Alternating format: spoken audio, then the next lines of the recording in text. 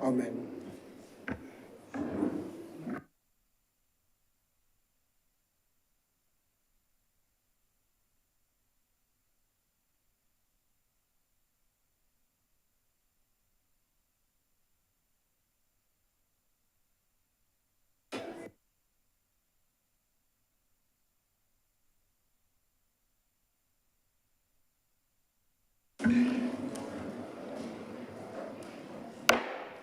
The Senate is in session.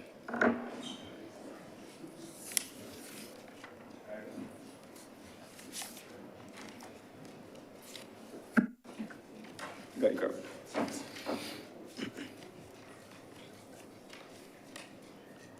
Messages from Her Excellency the President. I received a letter from Her Excellency the President, which reads as follows. Her Excellency the President to the Honorable the Senate. Her Excellency the President wishes to inform the Honorable the Senate that she will be absent from the country during the period 20th December 2022 to 3rd January 2023 on vacation leave. Her Excellency further wishes to inform the Honorable the Senate that, in accordance with the provisions of Section 33 of our Constitution, the Very Reverend Dr. Jeffrey Douglas Gibson will perform the functions of the Office of President for the period of Her Excellency's absence. Signed by the President, State House, dated 16th December 2022.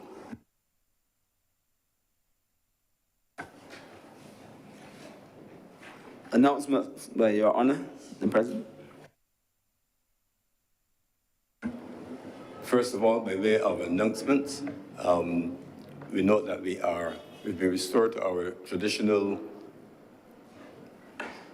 architectural and design framework. The clearance having been given, first of all, by the Ministry of Health, and also work having been done by the Ministry of Public Works in restoring the table. This has been the configuration of the Honorable Senate for many, many, many years. I forgot how many. But it's really intended to indicate the difference primarily between the two chambers. The elected chamber, based on British parliamentary style, the two sides are divided by two sword lengths. In the early days of the British parliamentary system, it was important to ensure that if any battles were to break out, no blood would be drawn. So two sword lengths apart is the traditional width of the aisle, I'm advised, in that other place. No such consideration, no swords or intention or even potential to draw blood. The idea really of the Senate is to review, to be more conciliatory, yes, robust discussion on policy, et cetera, but really the very layout of the chamber indicates that there's really just is an us chamber rather than an us and them or them and them in terms of the concept, the general feel of the space. So I want to thank the Clerk of Parliament and his team for coordinating the work. We must remember that the Clerk of Parliament in our system is both the Chief Technical Officer, as our principal advisor on legal and parliamentary matters, but is also the Chief Financial and Administrative Officer. So he looks after the buildings, the funding, the administration, all things to ensure that the Parliament functions smoothly in all of its manifestations. So we want to thank him and his team, and of course, the team at the Ministry of Public Works, some of whom I understand are now over at Ministry of Housing, I think it's Housing, Lands and Maintenance, yes. But they know how to deconstruct and reconstruct this chamber for its various uses from time to time. So that's my first announcement. The other announcement, we have some minutes to be deferred. Minutes of our meeting of Wednesday, December 14th, 2022. Senator Cummins. Thank you very much, Mr. President. I beg to move that the minutes under reference be deferred. The question is that the minutes of our meeting on Wednesday, December the 14th, 2022 be deferred. Honorable senators in favor, please say aye. Aye. Those against, please say no.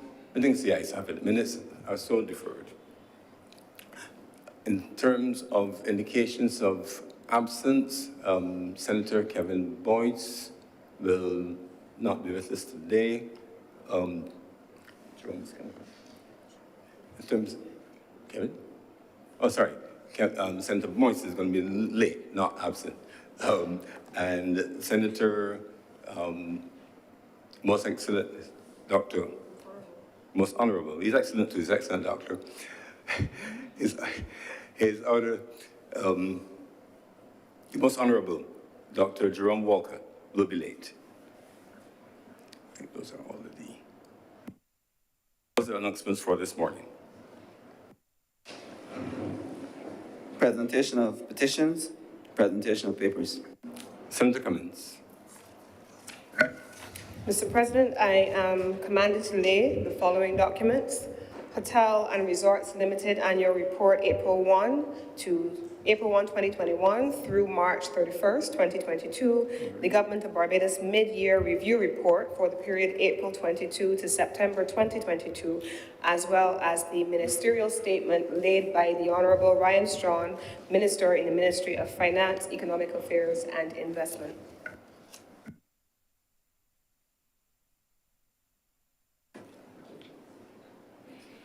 Reports from select committees, questions to ministers, requests for leave to move the adjournment of the Senate on matters of urgent public importance, statements by ministers or parliamentary secretaries, personal explanations, motions relating to the business or sittings of the Senate moved by a minister, introduction of bills. Senator Cummins. Mr. President, I beg to give notice of the first reading of the following bills. The Animal Health and Veterinary Public Health Bill 2022, as well as the final appropriation 2021 to 2022 bill. The question is that the Animal Health and Veterinary Public Health Bill 2022 and the final appropriation 2021 to 2022 bill 2022 be read the first time. Honorable senators in favor, please say aye. Aye. Those against, please say no. I think the ayes have it.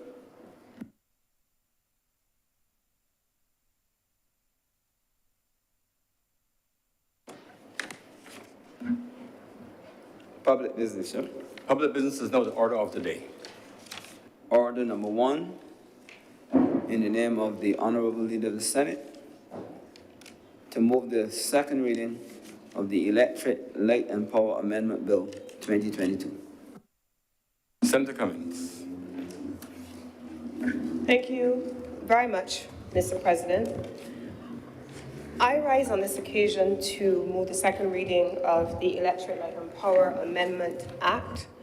This bill has been on our order paper bill for some time, and so I am confident that all honorable members have had quite an extended opportunity to review the draft proposed amendments, to review the discussions that have taken place in the other place, to benefit from the explanations from the technical officials who have spoken at great length and on multiple occasions since this bill was first debated in August of this year in the other place, and they have had an opportunity for extensive consultation. And so therefore, I will not presuppose, Mr. President, that there has been inadequate time for consultation. In fact, there has been the opposite on this occasion.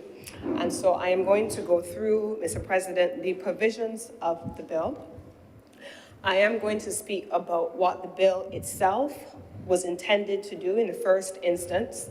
I am going to speak about earlier amendments made to this bill, most recently in 2019. And I will be speaking today, Mr. President, about what the amendment is intended to do as part of the philosophy of the government of Barbados.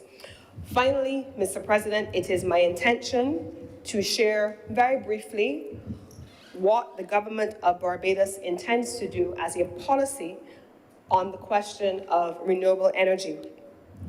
So I will start, first of all, Mr. President, with the amendment itself. In 2013, what we have here is that there were amendments made to the legislation which then outlined what needed to be a liberalization of the grid for the purpose of electricity generation and supply for Barbadians.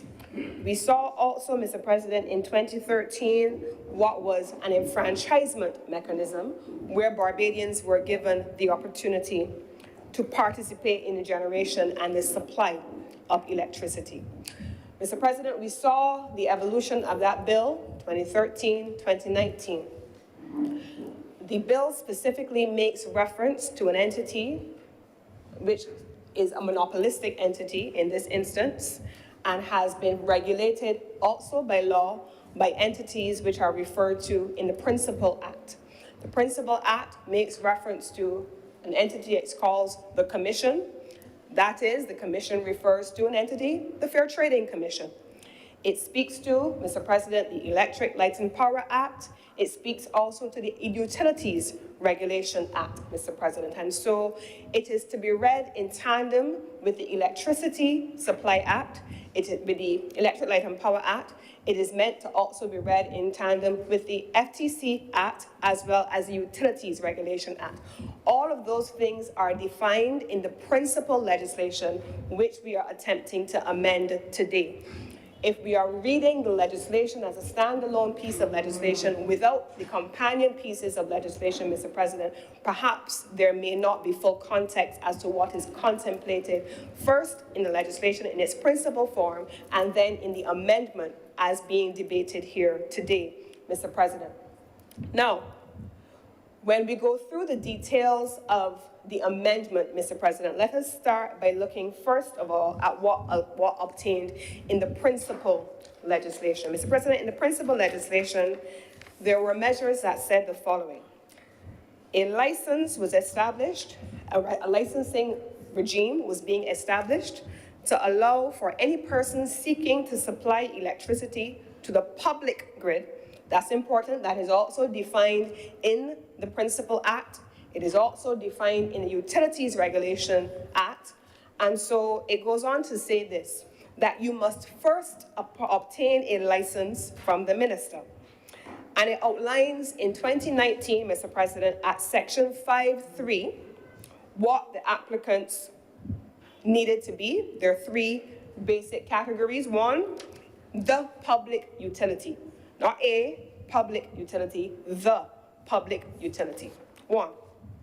Two, a person proposing to operate a generation system, the installed capacity of which exceeds the amount set out in paragraph 2 of the first schedule. What is outlined in paragraph 2 of the first schedule? Schedule 2, the first schedule only has 2 paragraphs, so it's easy to be able to follow. But for ease of reference, paragraph 2 says the following. For the purpose of section 5.3, which is what I just read, the installed capacity is 1 megawatt. That is what we're referring to. That is paragraph 2. And the third category is a person or an entity seeking a storage license or a transmission or distribution license. 3 levels that are outlined here. Under the legislation as written originally in 2013 and then in 2019, they were required to publish a notice. Any of those 3 categories were required to do the following. They were required to publish a notice of their application, very specific terms outlined, in at least 2 daily newspapers, at least twice, at intervals of 2 weeks. Let me be clear. They were required to publish a note of their application in at least 2 daily newspapers, at least twice, at intervals of 2 weeks. Let me repeat for clarity, Mr. President. In 2019, the Act was amended at section 5.3, requiring applicants who were the public utility in the first instance at section A, proposing to operate a generation system, the installed capacity which was defined in the first schedule in paragraph 2, paragraph B, and then seeking a storage license of a transmission and distribution. There were some specific things that then happened. The original Act, Mr. President, 2013 and then 2019, needed to ensure that there were mechanisms to implement another section, Mr. President, another section of the bill, And what is that section of the bill, Mr. President? I want to pull it up because I want to make sure that I have been as clear as I can be in what is listed in the actual legislation, Mr. President. In section 5.43, it speaks to this, Mr. President, where the applicant is the public utility or proposes to operate a generation system, the installed capacity of which equals or exceeds the amount set out in paragraph 2 of the first schedule, the applicant shall follow, and I have just outlined that. And then this is the part that is important, Mr. President, because this is the part of which we speak today. An applicant to whom subsection 3 applies shall not be issued a license until a period of 3 months from the date of the first publication of the notice of his application pursuant to section 3 has expired. I've just outlined what is established in section 3. And B, this is critical. An opportunity has been given to all interested parties during the period specified in paragraph A to make representations or objections to the minister in respect of the application. So, Mr. President, what I have just outlined is the basis on which the amendment before this honorable chamber is being debated today. What was outlined in paragraph 5.4 and what was being asked in terms of the mechanism for the provision of an objection did not have a mechanism to go along with it. So let's say, Mr. President, that I want to go to my child's school and I want to raise an objection over a policy that has been implemented. And I'm making this deliberately simple, a parent and a child attempting to intervene in a challenge that they have with a policy that has been set by a school. I know, Mr. President, my first point of reference is with my child's form teacher. I know, Mr. President, that my second point of reference is with my school's year head. I know that then there is a mechanism for the deputy principal and, if need be, with the principal. I don't start with the Ministry of Education as my first point of reference. I go to the point where I have direct reference. But, Mr. President, in this instance, in the case of this particular legislation, there was no mechanism for a person to do what is outlined in the legislation. There was no mechanism, Mr. President, for how this would be done. And it is on that basis, Mr. President, that we now have what is before us as the very specific and clear parameter which proposes to delete this section of the Act and replace it with the following. An applicant to whom subsection 3 applies shall not be issued a license until an opportunity has been given to interested parties in accordance with section 5A to make representations or objections to the minister in relation to his application. It outlines what the applicant must do, Mr. President, in very clear sections. The insertion of what we are now terming section 5A after the existing section 5, Mr. President, says the following. 5A, paragraph 1. An interested party, already defined in the existing principal legislation, who desires to make a representation or an objection in relation to an application for a license by an applicant to whom section 5.3 applies shall, within 28 days of the first publication of notice of the application, inform the minister in writing of his representation or objection. 2, subsection 2. The interested party has 4 things that they must do.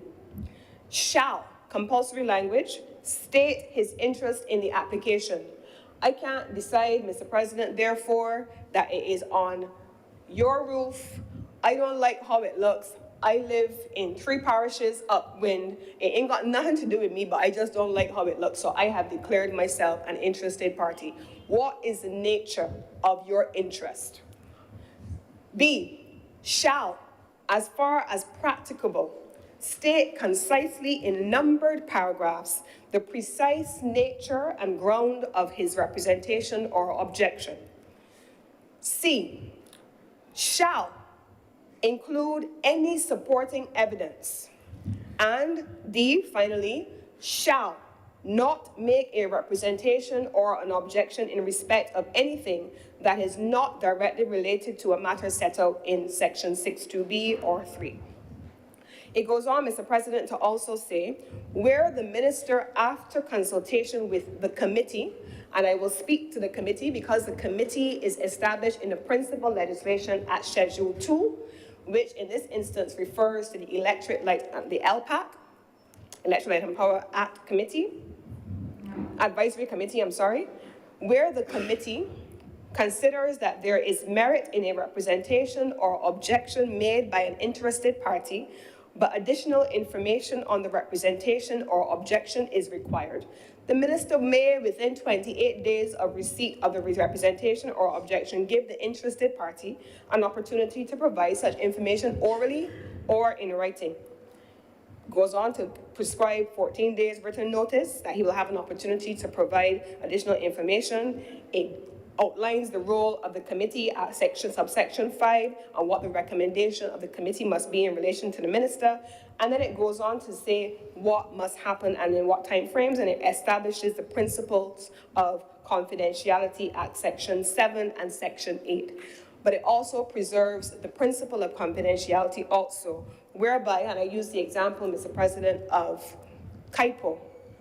If we were to look at the way in which KIPO is set up, while KIPO establishes and maintains a public register, all your business is not held out a road for any and everybody to see every element of it. There are certain prescribed forms that are established that are available for public examination, and certain things are there, but there is a defined outline for the principle of confidentiality, because in business, in the real world, there still must be some notion of confidentiality.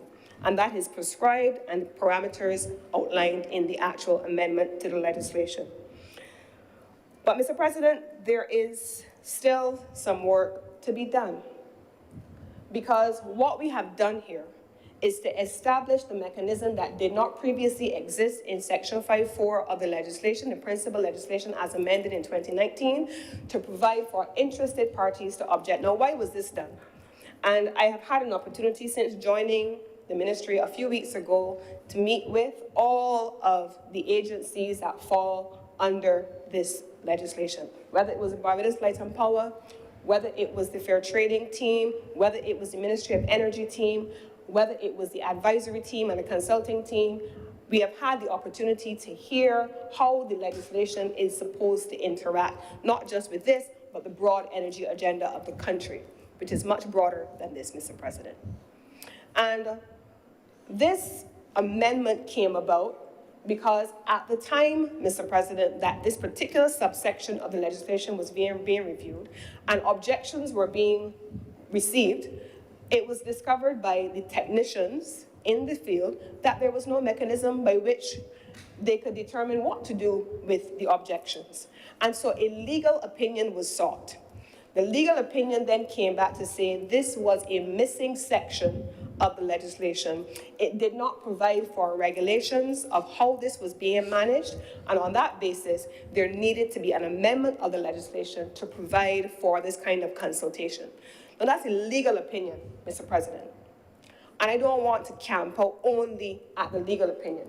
I happen, Mr. President, to belong to an administration that has consulted and continues to consult and has given its commitment to continue to so do on every matter of major public interest in this country. Mr. President, on the question of renewable energy, for the last 6 months ending in October, 6 months prior to that, there were national consultations on renewable energy as it relates specifically to PV at the community level. Mr. President, when we were in 2018, making changes to the structure of government, what was necessary, what was highly desirable, what was essential, there was public consultation. When we were having the Charter of Barbados, Mr. President, there was public consultation. Now we are in the process of having a constitutional commission, Mr. President, and there is ongoing public consultation that we have committed will last a year. The principle and the philosophy of consultation with stakeholders and interested parties, Mr. President, is enshrined in the DNA of this Barbados Labour Party-led administration. This is what we do. We're not all going to agree. We're not all going to always be on the same page, but the Prime Minister has a saying, all views must contend. And so people come to the table and they share their views, right, wrong, halfway right, halfway wrong, all right, not right at all, and all views are placed on the table. And this administration, therefore, is amending legislation on matters that speak to the heart of what we are doing as a government, which is enfranchisement of people, because the licenses that Light and Power is looking for in this instance are non-exclusive, unlike what existed before. Non-exclusive. But it allows new players to enter the market in addition to, not limited to, the utility, not a utility, the utility. And so they enter the market, Mr. President, and we have a consultative mechanism where Barbadians who have an interested stake as defined, when you are an interested party, that you can issue an objection. Now, Mr. President, this is, in principle, a simple legislative amendment. I don't know if there's anyone who would object to the inclusion of consultation. I don't know, Mr. President, if there's anybody who would object to the principle of the inclusion of legislation that speaks to bringing more people to the table as interested parties to be able to treat to legitimate concerns. I don't know that anybody would do that unless, for whatever reason, they're deliberately trying to obfuscate the issues on the table. I don't know that there's anyone who would do that. I don't. But I could be wrong. Mr. President, this administration came to office on a platform of enfranchisement. In the other place when this bill was introduced, Mr. President, we spoke about, the then minister, interestingly, spoke about. It's funny because people have commented on the fact that I am now speaking on matters relating to energy, and the former Minister of Energy also was the former Minister of Tourism, and so we're both now speaking on the two primary planks of economic development in the country. Mr. President, I just came from having the portfolio with responsibility for tourism. The winter season has begun. Everybody is talking now about what it looks like. People back out to work. Number of planes coming in the winter season, as everybody knows, is locked in by July. By July, August, we already know what the forward bookings look like. We already have finished negotiations with airlines. We already know what bookings are coming in. There are some senators in here who know what the villa occupancy rates are going to look like all the way through till April, May, possibly. And I expect that they're looking good. But this was the primary plank of this economy. In this incarnation, Mr. President, this administration has said that the energy agenda, in particular the renewable energy agenda, is going to be the sector of the future. And the decisions that we make now will impact what happens later. Let me attempt, Mr. President, very briefly, to speak to some of what those decisions are. And I confess very readily, Mr. President, that up until 6 weeks ago, I sat on the outside of this process, and I did not have the privilege of being able to see and to hear all of the interconnected linkages that are correlated to this. And it is far more complex than I could have imagined. And I was on the outside, now I'm on the inside, and it's still complex, Mr. President. So let me attempt to try, in simple terms, to break down some of these things. It is far more complex, and even in discussions with colleagues, they say, look, this is so complicated and spans so many different agencies that I don't know how to unpack it in full, because I only see a small part. And so I have had to take the time. There's only one entity with whom I have not yet met. Only one. But I have had to take the time to meet with all of them. And it is amazing to hear, both from a government perspective, a quasi-judicial entity, which is the FTC, over which we have no specific authority because it must function with a certain level of autonomy and it must not have political interference, and so the minister cannot direct except if you look in their legislation on general matters of policy, but they have to make their decisions on the basis of what is prescribed in our competition laws. So they make their decisions separately. We also have, Mr. President, the reality of a number of industry stakeholders. We have the Barbados Renewable Energy Association, the Barbados Association of Professional Engineers. We have the Barbados Manufacturers Association. And I am telling you, Mr. President, that has been the most fascinating and exciting thing intellectually to sit in a room and hear such diverse perspectives on a single matter. Because everyone has a stake in it that is at times at odds, but needs to also come together. And it is at this point, Mr. President, that I want to make reference to the Barbados National Energy Policy. Because the Barbados National Energy Policy, articulated from 2019 and expected to take us all the way up to our 2030 target, begins to contemplate what this mix must look like. Both the energy mix, because we have a conversation all of the time about solar, PV. Everyone is excited about PV. And I was quite excited to hear in one of our stakeholder groups a metric given to me that Barbados is the #2 country, not in the Caribbean, not in the hemisphere, not in the developing world, not among small island developing states. It is the #2 country in the world in terms of PV density.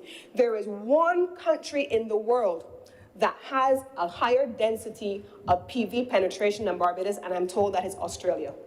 One country in the world. This little island has the highest penetration of PV density in the world, the second highest concentration of PV. That is no small feat.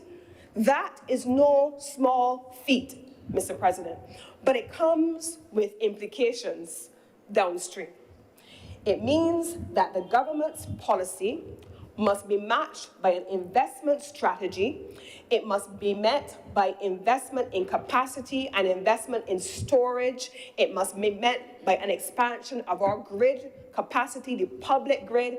It means also that there has to be a discussion about what the energy mix must look like, and so that we're no longer having a conversation in the public space only about PV, but that the expansion of the debate includes wind and water, including wave and so on, but that we also look at the diversification into different types of fuels. So we're not just producing and using fossil fuels by cleaner technology, but we're looking at biodiesels and biofuels and hydrogen and all of those things. This is a complicated mix, Mr. President, that requires all stakeholders to be at the table. Now, Mr. President, the Barbados Light and Power is like a politician. It is the entity that people love to hate, but it is the entity that people want to be able to come to solve problems at the same time. It is like a politician. You need a politician sometimes to help make laws, to develop policy. When you have a problem in your community, you come to your member of parliament and you need help, but at the same time, this is the same person that tomorrow, if they don't necessarily help you in the way that you want, even though they helped you yesterday, you are still going to be unhappy with. That's the nature of the space, is what it is. Can't fight that. But you help anyway. And so I said to the Barbados Light and Power in our meetings very recently, there has to be a role played by a range of partners. And very early in the new year, we will bring all of these diverse entities that usually sit in bilateral fora with us to the table, and everybody will have to sit around the room and we will have to agree on where we go next. Yesterday, Mr. President, I had the opportunity to lead the energy team in a discussion with an entity which is being supported by the United Nations. The United Nations has identified and pegged someone who is deemed the United Nations Special Envoy of the Secretary General on Energy. They have been and continue to work around the world with countries in the developing world that have aggressive targets for energy. The mix that I talked about, the mix of PV and so on and so forth. How do we invest? How do we attract the level of investment? And the last country that they worked on, Mr. President, was Nigeria. One of the biggest oil producers in the world, and we always hear what has happened in terms of oil and their discoveries. The investment, Mr. President, for Nigeria, it's publicly available information, so there's no reason why I can't say it here. It's available on the website. Was over $1 trillion. Over $1 trillion to enable Nigeria's transition from where they were into where they were projecting to be. And they did not have, at the time, the kind of aggressive political will to set short targets like those in 2030. Nigeria's target, I believe it was 2060. In Barbados' case, we, a small island developing state with the highest penetration of PV density, second highest penetration of PV density in the world, has set a target of 2030. And so what that means, Mr. President, is that all of those diverse views, sometimes competing interests, are going to have to find a way, and I'm committed to presiding over the process, to ensure that the mix of views, mix of perspectives, mix of investment, mix of enfranchisement is able to come and sit around the table, not dissimilar, Mr. President. I really loved your opening comments about the return of the table. I walked in today and I thought, our table is back. This is a table that I first knew in the Senate, and every Senate before 2018 knew this table. There are some of us who were in here in the Senate of 2018, and all of us remember this table. We're happy to have it back. From 1994, the president is reminding me. And so we have to be able to bring in a non-adversarial way the various stakeholders and interest groups around the table, because there is no single perspective on this matter. And we expect, Mr. President, that over the next few months, we will have an opportunity with all of the stakeholders to work through the details of what that mix looks like and where we go from here. Mr. President, in this legislation, we also have the principle of enfranchisement and inclusion. In March of this year, in the budgetary presentation, the Honorable Prime Minister spoke about ordinary Barbadians, because what I'm talking about here initially, largely, quite frankly, is about the institutional capacity. And what do I mean when I say this, Mr. President? There is nobody who is me or you, Mr. President, except maybe one or two senators who sit on the other side who may have the kind of financial wherewithal to say, I am going to invest in the kind of, I'm going to take on the kind of investment I am going to take on the kind of investment required to do the things that I want to see happen. I sat in meetings, Mr. President, over the last few weeks with potential new projects. New projects that invest in wind in one instance that is in excess of $500 million. Not one of us as individual ordinary Barbadians has the capacity to speak about new projects with those kinds of numbers. That's the kind of stuff we're talking about at the institutional level, at the investment grade level. The Barbados Light and Power, in looking to procure additional capacity, we're talking about numbers in excess of $800 million. These are not small numbers, Mr. President. These are not small like things, Mr. President. And so all of the things that we want to see, especially at an institutional level and at an infrastructure level, given the fact that the public utility, which is the infrastructure, the owner of the public grid, in this instance, has to invest in the expansion of the capacity, and with it, the investment must come to enable that to take place. Now, Mr. President, what is the other element of this? The other element of this is the question, Mr. President, of the average Barbadian. Therefore, at what level do we then encourage Barbadians to get involved? The HOPE project is an example of that, Mr. President, where we as a government have used low-income and middle-income housing, but in particular low-income housing, to allow Barbadians to have ownership of their own homes, so that they can use the solar panels to generate resources from their roofs to be able to get the connections. I have had the opportunity, Mr. President, as well, to see and to approve, not just for ordinary Barbadians who are already looking to go on to the grid and to spend their resources to get connected, but Barbadians who are reserving their right in the future, so that I don't want to use it now, I don't have the resources to use it now, but I am reserving it later. That already is in place to allow for the enfranchisement of ordinary Barbadians, Mr. President. That's what the Barbados Labour Party government has done. Made sure that if you don't have the resources to do something now, it is reserved later. There's someone who is sitting in this place, Mr. President, who was a former Minister of Energy in a different time. They will probably speak later. I don't know. But when they presided at the time over legislation, over what would have been at the time legacy assets of the country, there was a provision then for the utilization of those assets with immediate effect as seen fit, but also there was the reservation of assets for later use, for future generations. That is what we are doing here in principle with ordinary Barbadians, equally allowing them to reserve a right for future generations of their family because the right is being reserved, Mr. President. I can reserve it for me, but I can decide to pass it on to my house, to my daughter, and it becomes hers, and she has the benefit of an asset. Generational wealth, Mr. President, for ordinary Barbadians in income classes that look like you and me in this honorable chamber, Mr. President. But there is more, Mr. President. We also have to deal with the question of storage. What does storage look like, and therefore connections to the grid? I want to say in this honorable chamber, Mr. President, that I have received no end of concerns being raised over the last few weeks about installed capacity. And I understand it, Mr. President. But when the technicians explained it to me, I thought, aha, why don't you just talk to people in English that they can understand and explain it to people in terms that they can understand? And here's what they said to me, Mr. President. They said, but Lisa, Minister, in this case it was Minister, they said, think about the breaker in your house.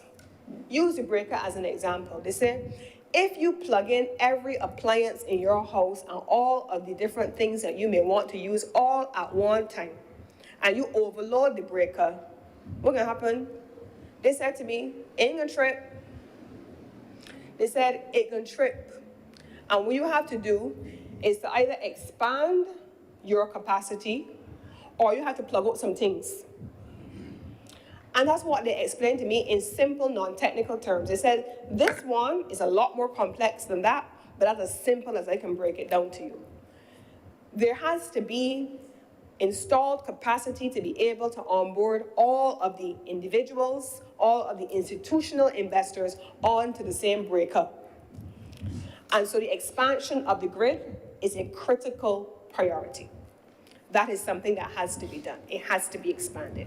But there has to also be a creative way to look at what new technologies and what new mechanisms need to be put in place to allow for what I referred to earlier as the energy mix.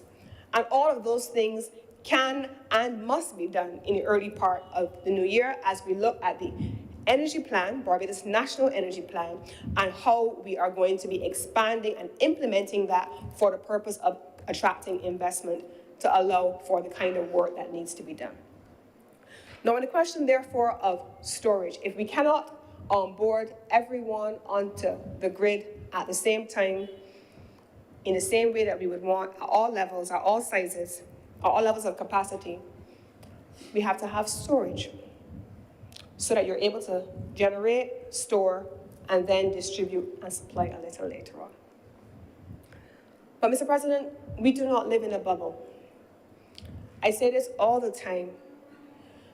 We don't live in a different planet than everyone else. And globally, there is a shortage of storage capacity.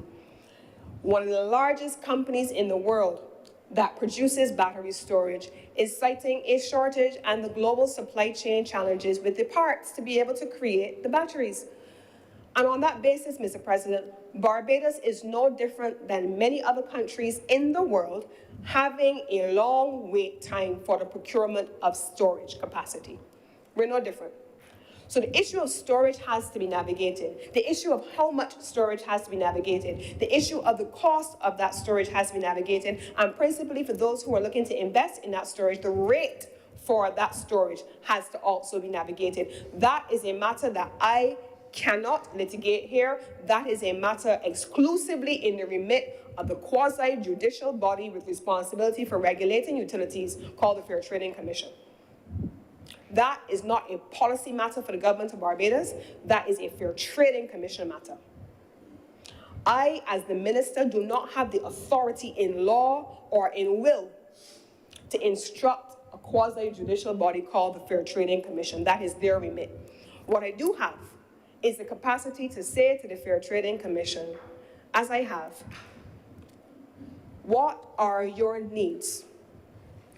You have a number of heavy, big-ticket items on your table. I cannot involve myself in your deliberations or in your outcomes. But what I can do, and what I must do, is to have the benefit from you through the Office of the Chief Executive Officer, through the chairman in the estimates process, because we are now preparing to go into the new financial year in 2023-2024. You need to come and say to me, so that I in turn can say to the Ministry of Finance, we have one single officer who is responsible for electricity, for the utility, namely electricity in this instance. We need additional capacity. We need more manpower. We need more bodies, because I can pick up and do what they do. I do not have the training or the competencies to do what they do. I don't know many people who do, because it is a highly specialized field, and whether we are able to bring those persons in from Barbados or we have to find those persons internationally and bring them in, we have to be able to say to the Ministry of Finance, these are the needs that we have. This is the optimum level at which we need to be functioning. This is the amount of financing that we need to be able to bring these persons in, and this is the time frame within which we have to do it. But guess what, Mr. President?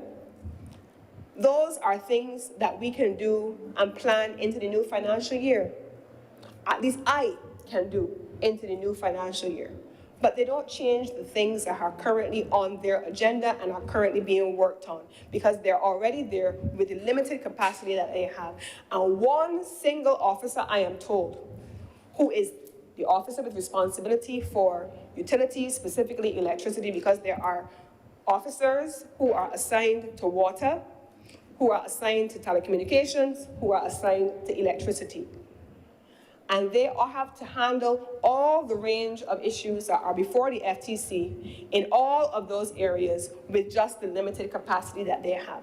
And so with all the best intentions of the world, they are constrained by human capacity. And I want to take this opportunity, Mr. President, to express my appreciation for the work being done by the officers of the Fair Trading Commission. I want to recognize them today.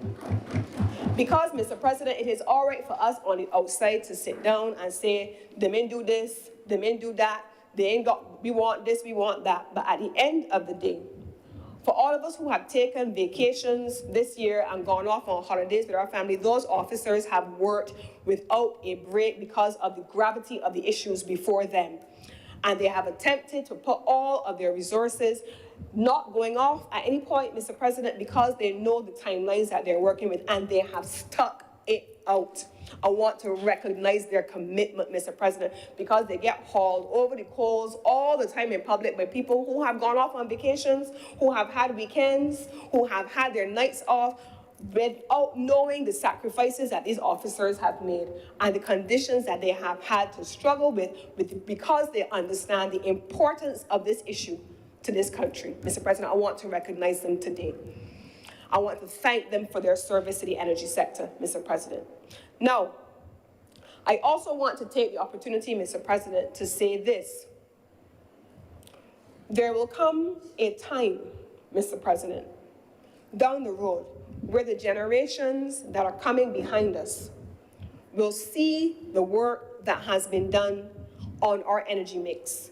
They will see the investment in solar PV that we have already made.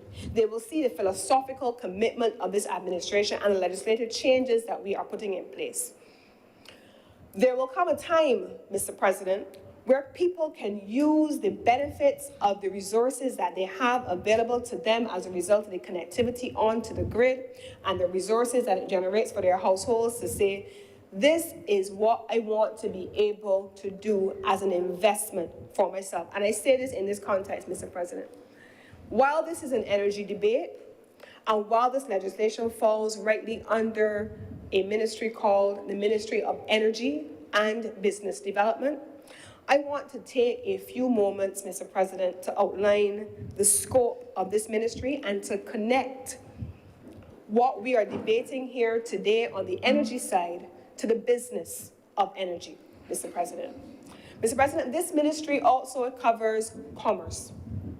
It covers small business. It covers entrepreneurship. It covers consumer affairs. It covers, Mr. President, the workings of entities like KIPO and Fund Access, the Trust Loans Program, all of those things. It covers the financial literacy program, Mr. President, that was introduced under Fund Access. Because, Mr. President, there is a connection between energy and business. And I want to share this. I had the opportunity, Mr. President, to meet with the private sector stakeholders on this matter. And I challenged publicly, in the case of one entity, the Barbados Association of Professional Engineers, and I want to commend the Barbados Association of Professional Engineers too. I challenged them, as I did the Barbados Manufacturers Association. There has to come a time, Mr. President, in this country, when a country that used to be a first mover in the development of solar panels for hot water use, this country has to also then become the first mover in research and development technology to fuel its 2030 agenda. It has to become that country as well, Mr. President, that works not just with its energy sector, but with its manufacturing sector. One of the proposals that has been made, I believe it was by the Barbados Association of Professional Engineers, and they spoke about it in their recently held awards 2 Saturday nights ago. They said, one of them said to me in a bilateral conversation, they said, Barbados should be looking at working on development of prototypes. We don't have the manufacturing capacity to necessarily be able to supply the globe, but we should be looking at research and development and innovation of renewable energy resources that then make Barbados a knowledge capital of renewable energy transformation in the globe.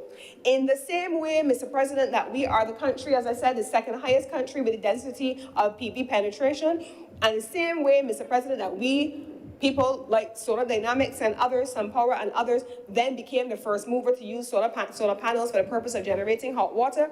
We also have the capacity in this country, in our professionals, to equally become a first mover in research and development for renewable energy technology, Mr. President. And I am looking forward. They have all taken the challenge. The Manufacturers Association, the Renewable Energy Association, the Barbados Association of Professional Professional Engineers. I am incredibly honored to work with a group of professionals of that caliber who have come to the table not only with problems, but a willingness to be the purveyors of solutions.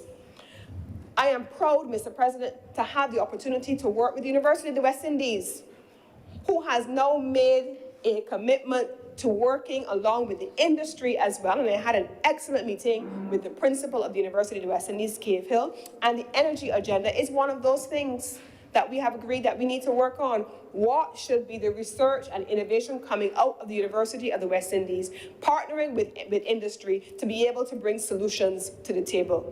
We easy to talk about, the problem is this, the problem is that, I don't want this, I don't want that, but you ask oftentimes many of the same problem identifiers what the solution is, and they cannot tell you.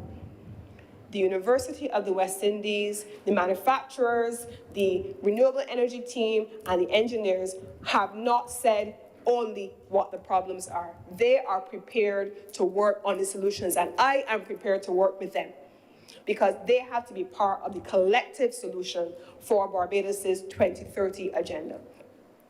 Now, Mr. President, finally, I want to close on the following point related to the amendment to the legislation. The amendment itself, Mr. President, contemplates that persons who are interested in this matter and can state what their interest is can come to the table, and it outlines a mechanism. It outlines the mechanism. I want to give the assurance that the legislation does not vest in a minister, this minister, the authority to make subjective choices. If you were to revert to the principal legislation, Mr. President, it outlines very specifically what the parameters are for what the minister must and can do. And I want to take just one moment to outline what those parameters are. In determining whether to issue a license to an applicant, the minister shall, not can, shall. This is the principal legislation.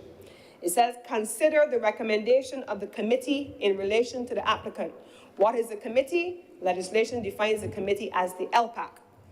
The minister shall consider, take into account, where relevant, the current and projected demand for electricity. A, the generation systems that are a part of or connected to the public grid, the generation systems of licenses, and C, the renewable energy generation systems that are a part of or connected to the public grid, and of each type of renewable energy generation system classified according to the source of renewable energy utilized.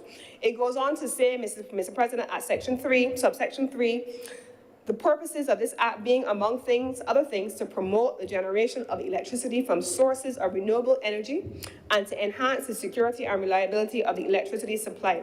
This is important, Mr. President, and I want to read it into the record at section 3. It says this: the minister shall not issue a license pursuant to subsection 1 unless he is 1, satisfied that the facility and location intended to be used pursuant to the license is safe and adequate for the purpose. The applicant possesses 1, B, the financial capacity to build and maintain the facility, the technical capacity, and the capacity to prevent or minimize damage to the environment. Any planning permission, this is also required. Any planning permission required from the Town and Country Planning Act, Cap 240, has been obtained. D, the issue of a license to the applicant would not result in a cumulative installed capacity of the systems of all licenses being in excess of such amount as may be prescribed by the minister by order after consultation with the chief electrical officer and the commission. It outlines, Mr. President, very clear parameters for what is described as the minister's decision. It is not what I think. It is not what the minister feels. It is what is prescribed in the section of the legislation, Mr. President, that can be found at section 6 of the principal legislation, which clearly defines the parameters for that ministerial approval. So we can't just look at the amendment on its own, Mr. President, because the amendment speaks to, on one hand, detailed parameters for objectors or interested parties, but it also prescribes very detailed parameters also for the approval of the license as legislated in the Principal Act. But, Mr. President, I think I have, and I hope I have, said enough of what is listed in the legislation to show what is intended and not what we feel, what is intended in the legislation. This has had the benefit of a legal opinion, and it is on that basis that the work of the CPC was started. It is not my layman's interpretation or anyone's layman interpretation. It is a legal opinion that was also seconded by a second legal team to be able to make recommendations on how Barbados and how this government should, one, treat to legislation which enfranchises Barbadians, treat the consultative mechanisms on issues of interest to Barbadians, and then also how to achieve its objectives as defined in the Barbados National Energy Plan of 2019-2022. And with these few words, Mr. President, I beg to move that this bill be read a second time. Thank you very much, Senator. Comments? Few. Speakers?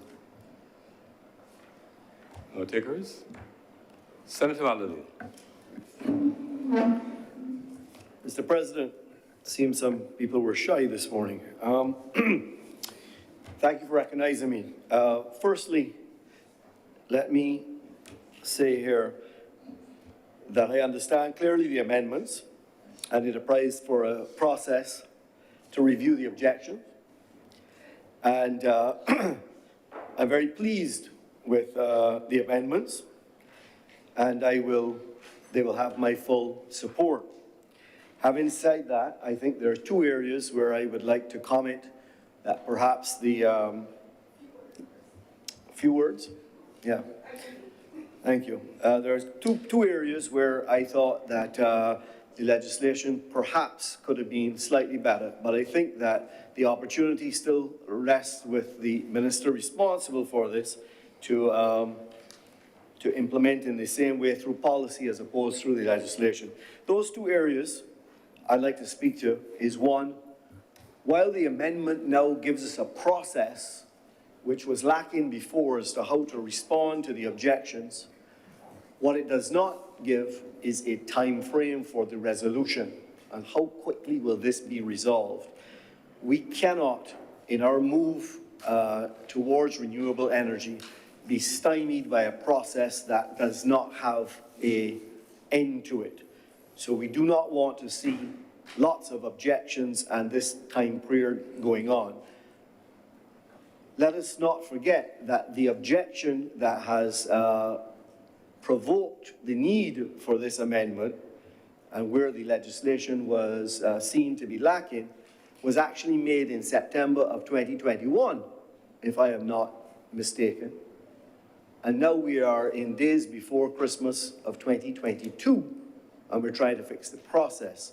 So I do hope that in fixing the process, we also recognize that when there is an objection, we will move assiduously to complete that process and get it resolved. There's lots in the legislation that say how long you have to object, but there's nothing that says how quickly it must be resolved.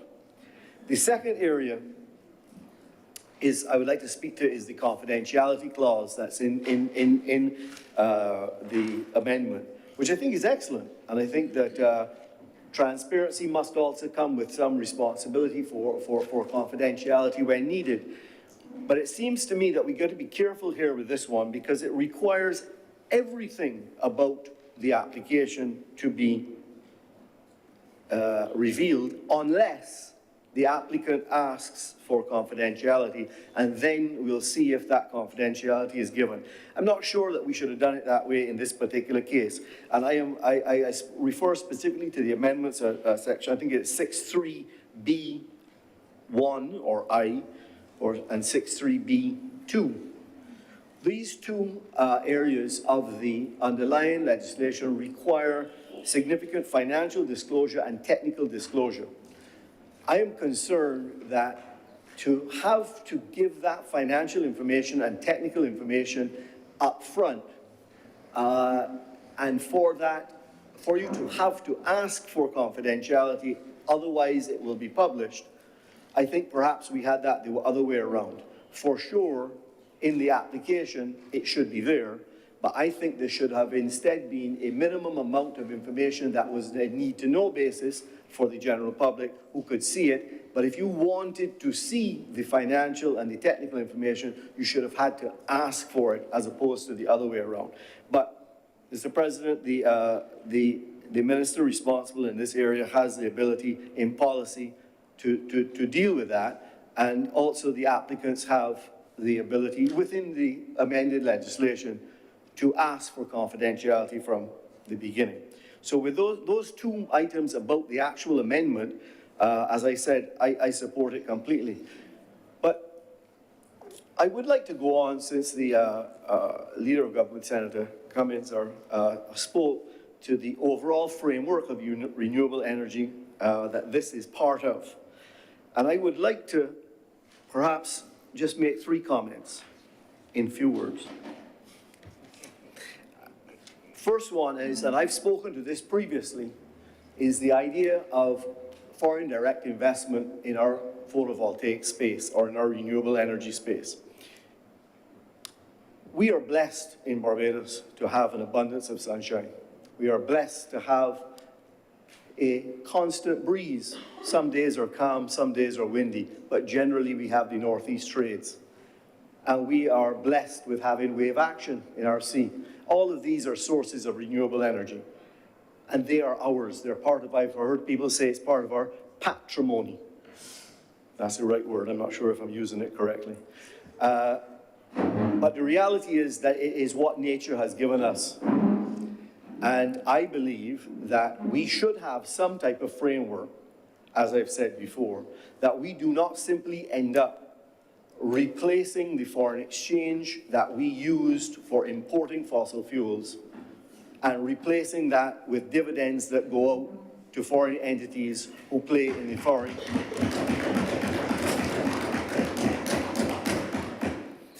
Now, I say that within the framework that I am not anti-foreign direct investment.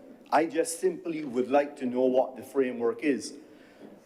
Barbados relies on foreign direct investment, and we are friendly to investors to come here, and that must remain. But it also must be true that there should be some limitation, and we don't have the capacity locally sometimes to move as quickly as some large corporations overseas.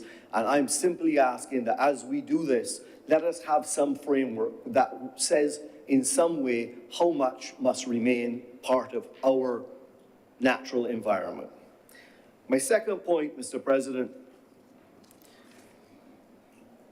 is I'd like to talk about, and I get into dangerous territory here, Mr. President, because this is, as the Senator, the Leader of Government Business has said, is a very technical area, and I am hesitant to go into this area. But I've recently understood that we are reaching some technical limitation on the photovoltaic production within our grid. And I understand this in layman's terms. Fundamentally, when the sun is shining during the day, and I've heard today that we are the second most densely PV implemented country in the world, which is great, but guess what? Sometime around 5:30 in the evening, maybe even as early as 4:30, that PV stops production, and it doesn't restart until the next day at 8:30. And the other thing with the challenge that we have is that we're an island of 21 by 13, and quite often we get some rainy days. And when it's a rainy day in Barbados, it's probably a rainy day everywhere. And we've all been outside at the beach when a cloud passes over, and you can feel the difference in the sunshine on your body. And if you look at PV generation, and I am privileged to have a small PV system at home, and I can track it on the internet, and when a cloud passes over, the PV generation drops immediately. And you could imagine the problem that our electrical generation system has, Mr. President, in dealing with this, because we can't predict this. So they have to be ready immediately to step in.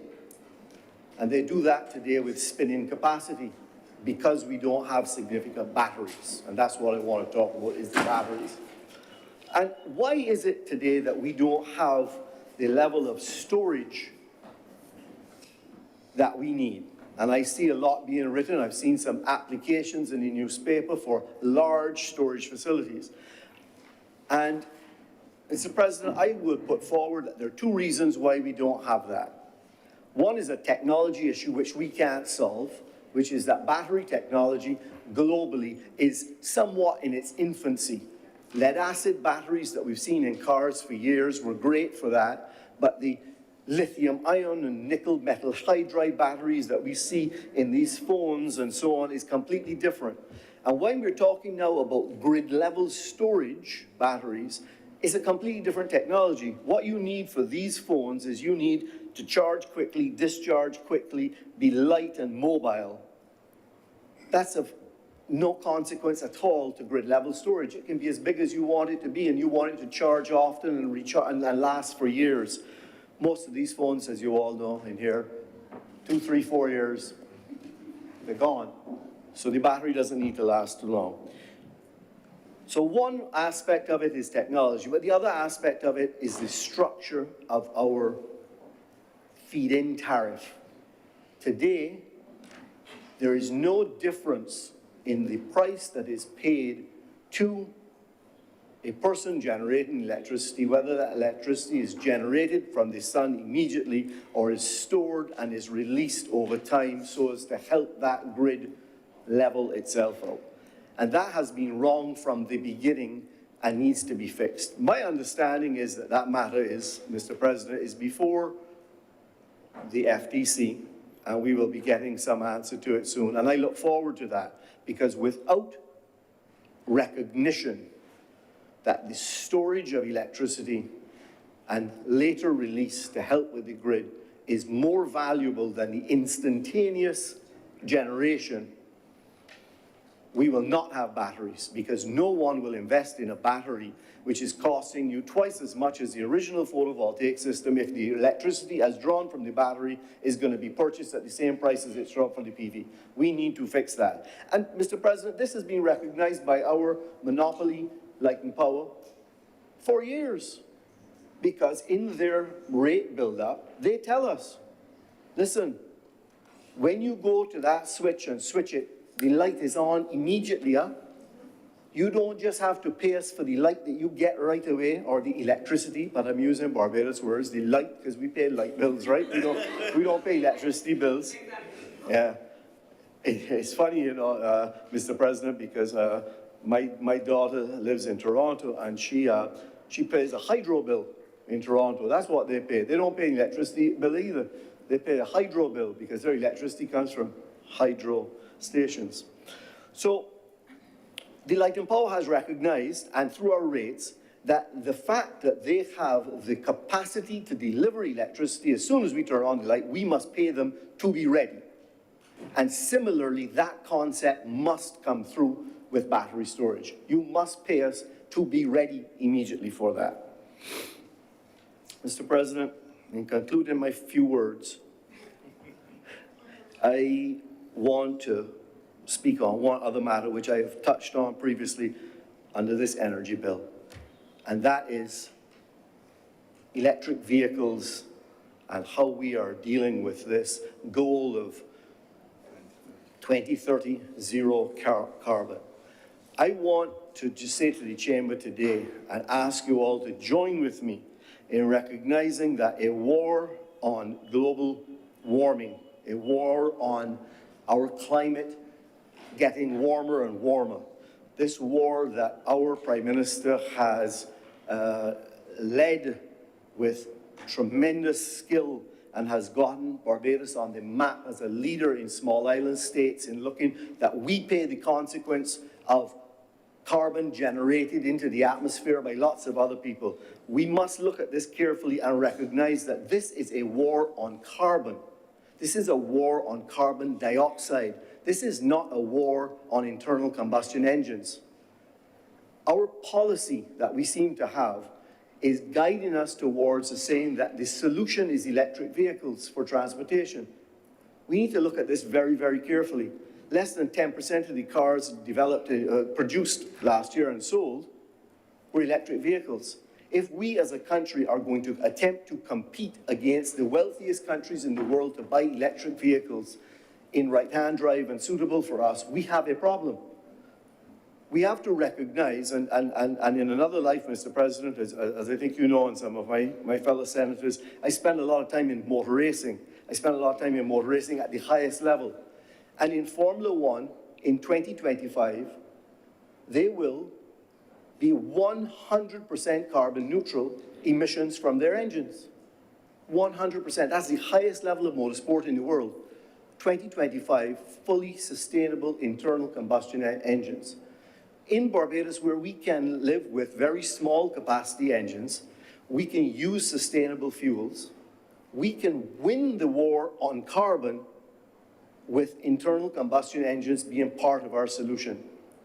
Of course, electric vehicles have a place. Of course, hybrids, electrification has a place. But let us not forget that our war is on carbon. It's on carbon dioxide. It's not on internal combustion engines. So, Mr. President, I think I have spoken to the amendments. I have said that I support them in full. I have said that I look forward to the ministry and all of those good people that the Senator referred to do this and to move ahead quickly, because we do need it. We need this system to handle. I've spoken about the foreign direct investment and the need to keep Barbadians involved in the sector.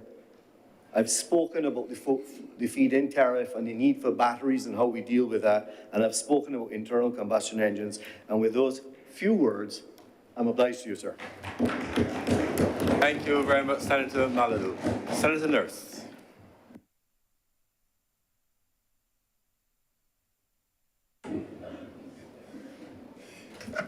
Thank you, Mr. President.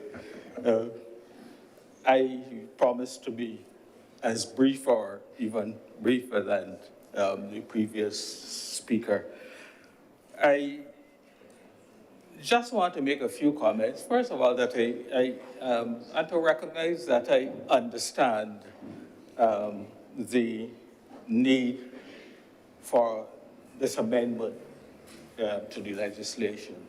It seems to me, when you look at it, that obviously it helps to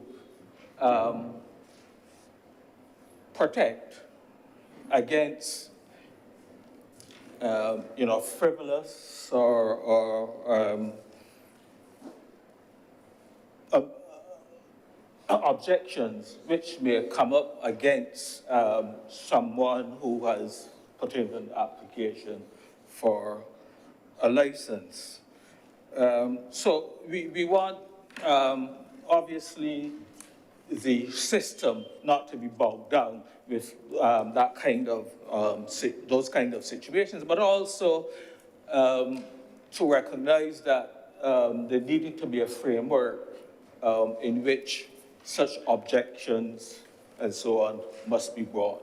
And to the extent that a little bit of tidying up has been done in this area, it is obviously a good thing. And but having said that, Mr. President, I am wondering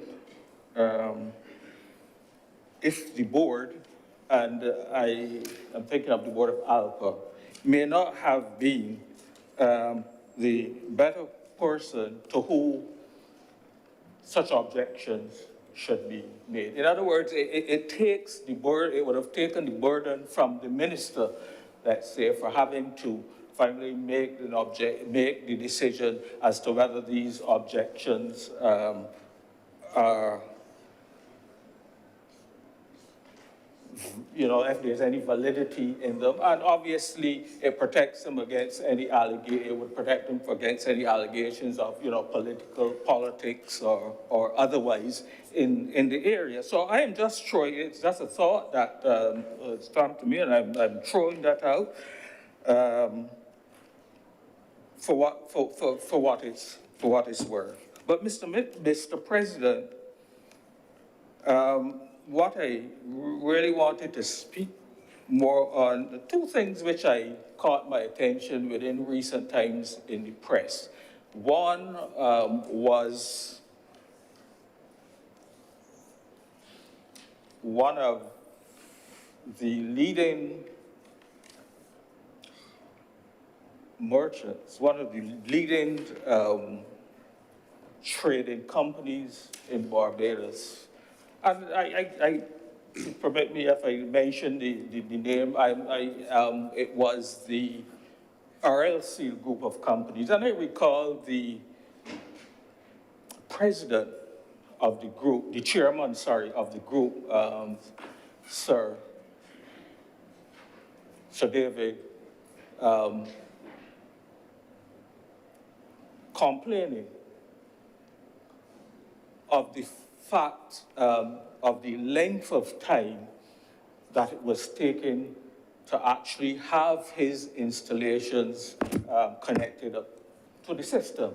Interestingly, what I found was that he wasn't blaming the government or the government machinery that was responsible for issuing the licenses, but he was blaming the Barbados Light and Power Company that had the responsibility for hooking up to the system.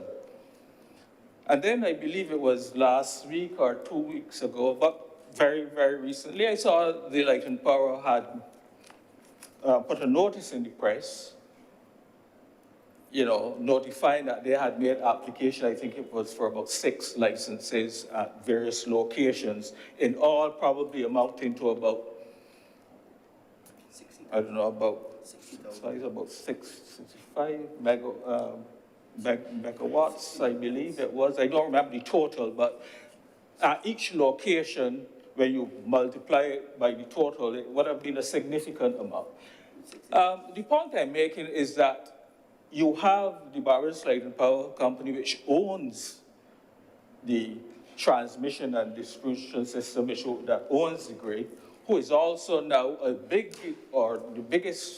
be the biggest or one of the biggest generators of alternative energy on the system.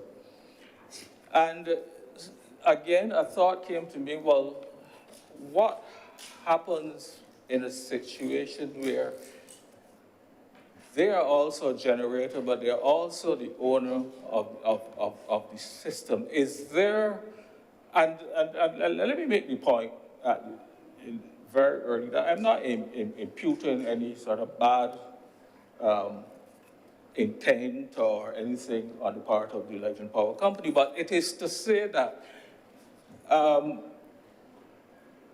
I would think that under the circumstances, it may be very, very important to ensure that legislation or regulations would be considered, if it is not already, if the Ministry of Energy has not already done so, or whoever is the responsible authority, to ensure that independent, and when you say independent, those independent of the Barbados Light and Power Company that own the grid, that they are not disadvantaged because the Light and Power is tardy in putting them or connecting them up to the system. And that is important because when you have, particularly when you think about the big investors who are going to be prepared to put in significant investment, and once they commit to these investments and probably being financed by loan financing and so on, they need to be pretty certain that, within a reasonable period of time, once they have the system installed and so on, that it can be connected to the system and it can start to generate some income to be able to finance any loans and so on that they may have used for the investment.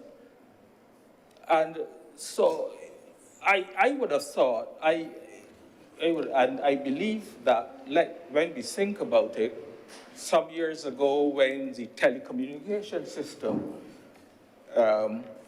was opened up, and the then Cable and Wireless, or BT as it would have been, would have lost the monopoly.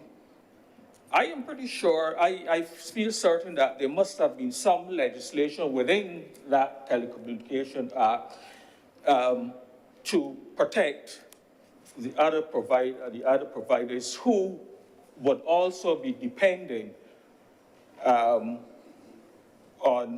cable and wireless to do the switching and whatever else has to be done.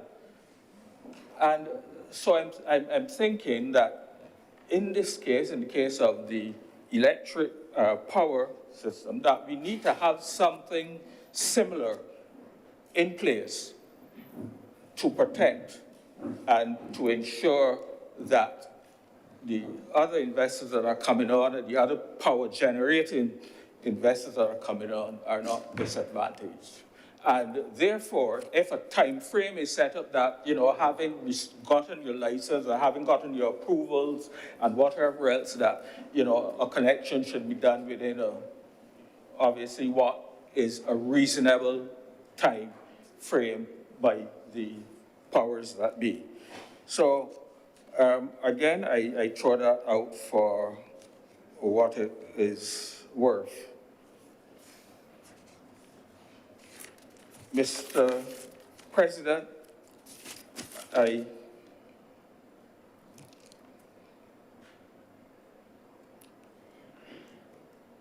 those were the main 2 points that I wanted to raise. But I support the amendment and what is intended. I don't think that, I think there's probably sufficient control within the legislation to ensure that it is not abused by anyone. And I would wish that as we move ahead, we would also recognize that we take the opportunity to look at the overall legislation, the overall act, and review it again. This legislation currently in place, I think, is 2013 legislation. We're 10 years now down from there. We have seen the rapid change, the rapid movement in terms of the alternative energies, systems, and so on. And so therefore, we have to question whether or not what the legislation currently in place is adequate to serve the situation now and in the next couple of years. We propose, as the proposal is, that we become fully, that we move towards fully non-fossil fuel energy usage by 2030. That is not a long time off. We are into 2023. So 7 years, and we know how the machinery of government, works.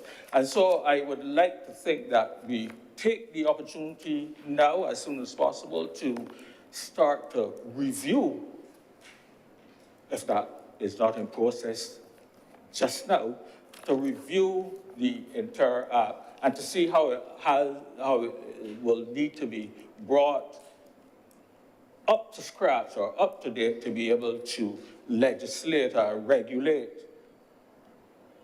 the new types of systems that will be coming on and so on. I mean, as we know, we're talking about, we've been talking much about PVs, production by the PV system, but obviously wind energy, with all these other systems. Another big issue, storage, has to be attended to. So we have to be able to look at all of these things and make sure that we plan for them and that we have legislation which is adequate to see us through to 2030 and possibly beyond. And so with those few words, Mr. President, I am obliged to you. Thank you very much, Senator Nurse. Senator Dr. Bradford.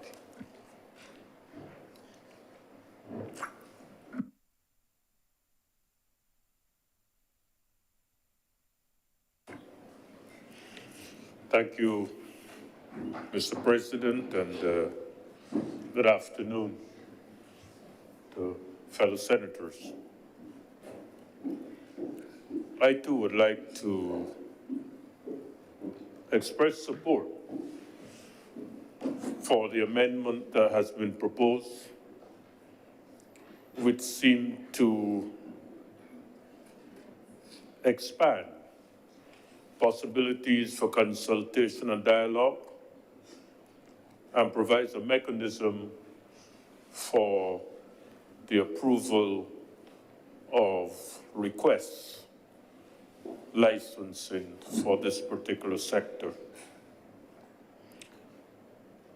Mr. President, the emphasis of the government on renewable energy and moving our country to the 2030 goal of carbon neutrality and the environmental benefit that derive from that policy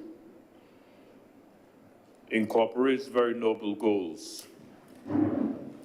The whole project that has been proposed, where renewable energy and panels are used as an instrument of development, providing a cushion to assist in the financing of housing,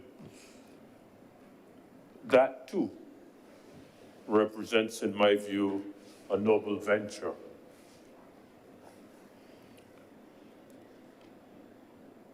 I would like to comment, Mr. President, on a point made by the Honorable Minister this morning with respect to the importance of research and development.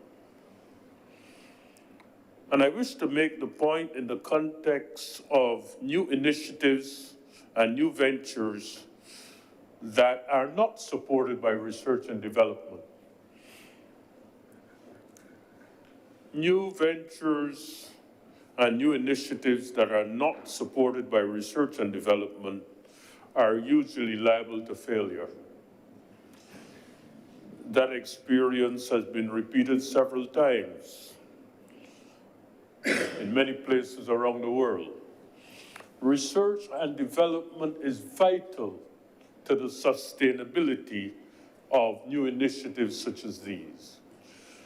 And therefore, the minister's comment of the work that is being done in collaboration with the University of the West Indies, private sector agencies, the professional bodies in engineering is vital, very important.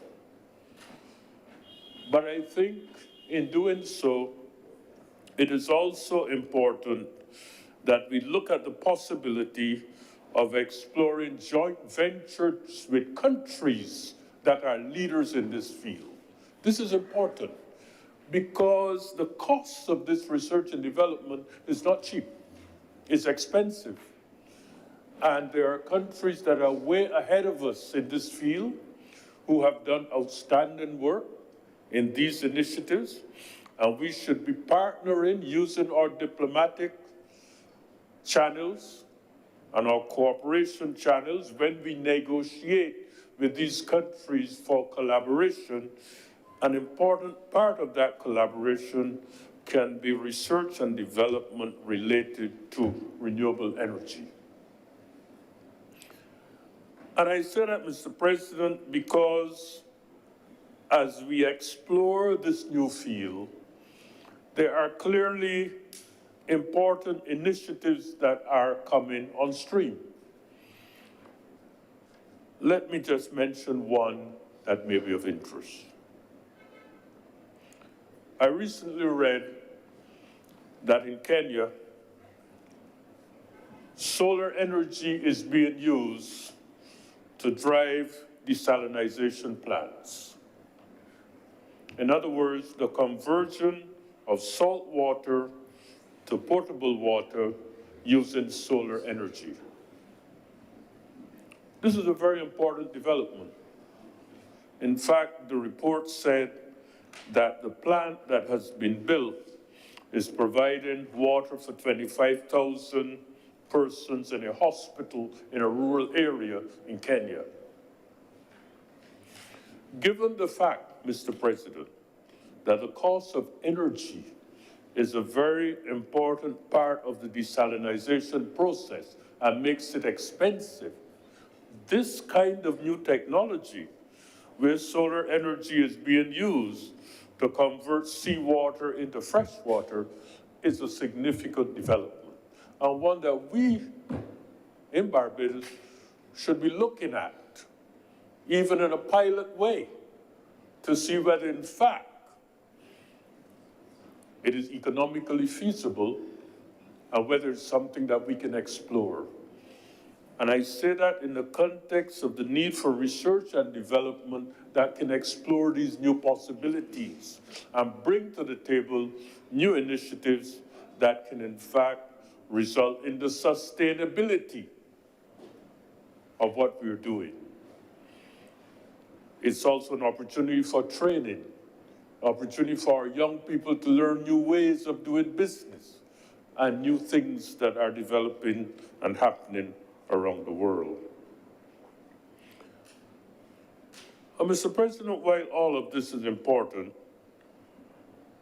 and the actions taken by the government and the private sector in this area are vital, I think it is also important to see this new initiative in the context of the people and the fact that the average Barbadian must also participate actively in the whole concept of renewable energy, not only from the point of view of its use, but from the point of view of understanding how it should be used and the whole business of the conservation of energy. What do I mean by this? I mean that there must be public information and training and exposure of the average person to the conservation and the more efficient use of energy generally. Because at the end of the day, if we can use energy more efficiently, it reduces the costs of our survival and makes our living more sustainable. Let me give you a simple example. One simple example. LED lights have a lifespan of 120,000 hours. The ordinary lights that we use, incandescent lights, have a lifespan of 1,500 hours, the bulbs. So that the LED light is 80 times more efficient in providing the light needed than the ordinary bulbs that we use. The refrigerator, the clothes dryers, the electric kettles, the electric ovens.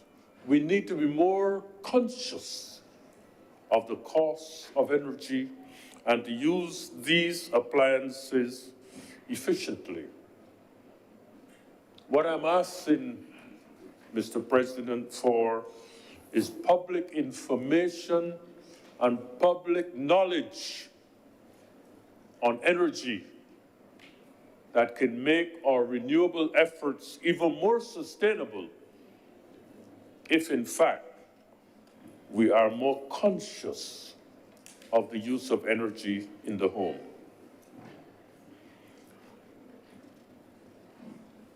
I have one last question which arose some time ago and still remains a question for me.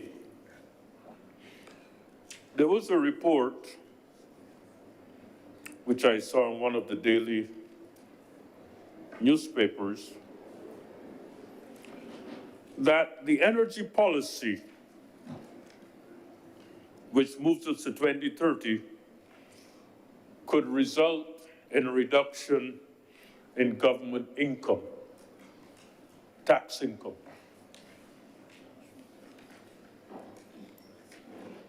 And that reduction could have some impact on the availability of resources for the things that have to be done in our country. I don't know to what extent this has been researched, has been proven to be true, has been examined, or has been quantified. But in my capacity as a representative of the people, I would ask, is this true? And if it is so, what steps will be taken to fill the gap? And what strategies would we implement in order to ensure that our policy is sustainable and can be maintained over the long term in the context of the demands on government income? Mr. President, I believe that what we are doing in the area of energy is commendable. It is important for the future of our country, and therefore, with those few words, I lend my support to the amendment. Thank you. Thank you, Senator Dr. Bradford. Senator Millard. Thank you, Mr. President. I would normally speak in the afternoon, but I have to attend an event for one of my friends, Mr. President.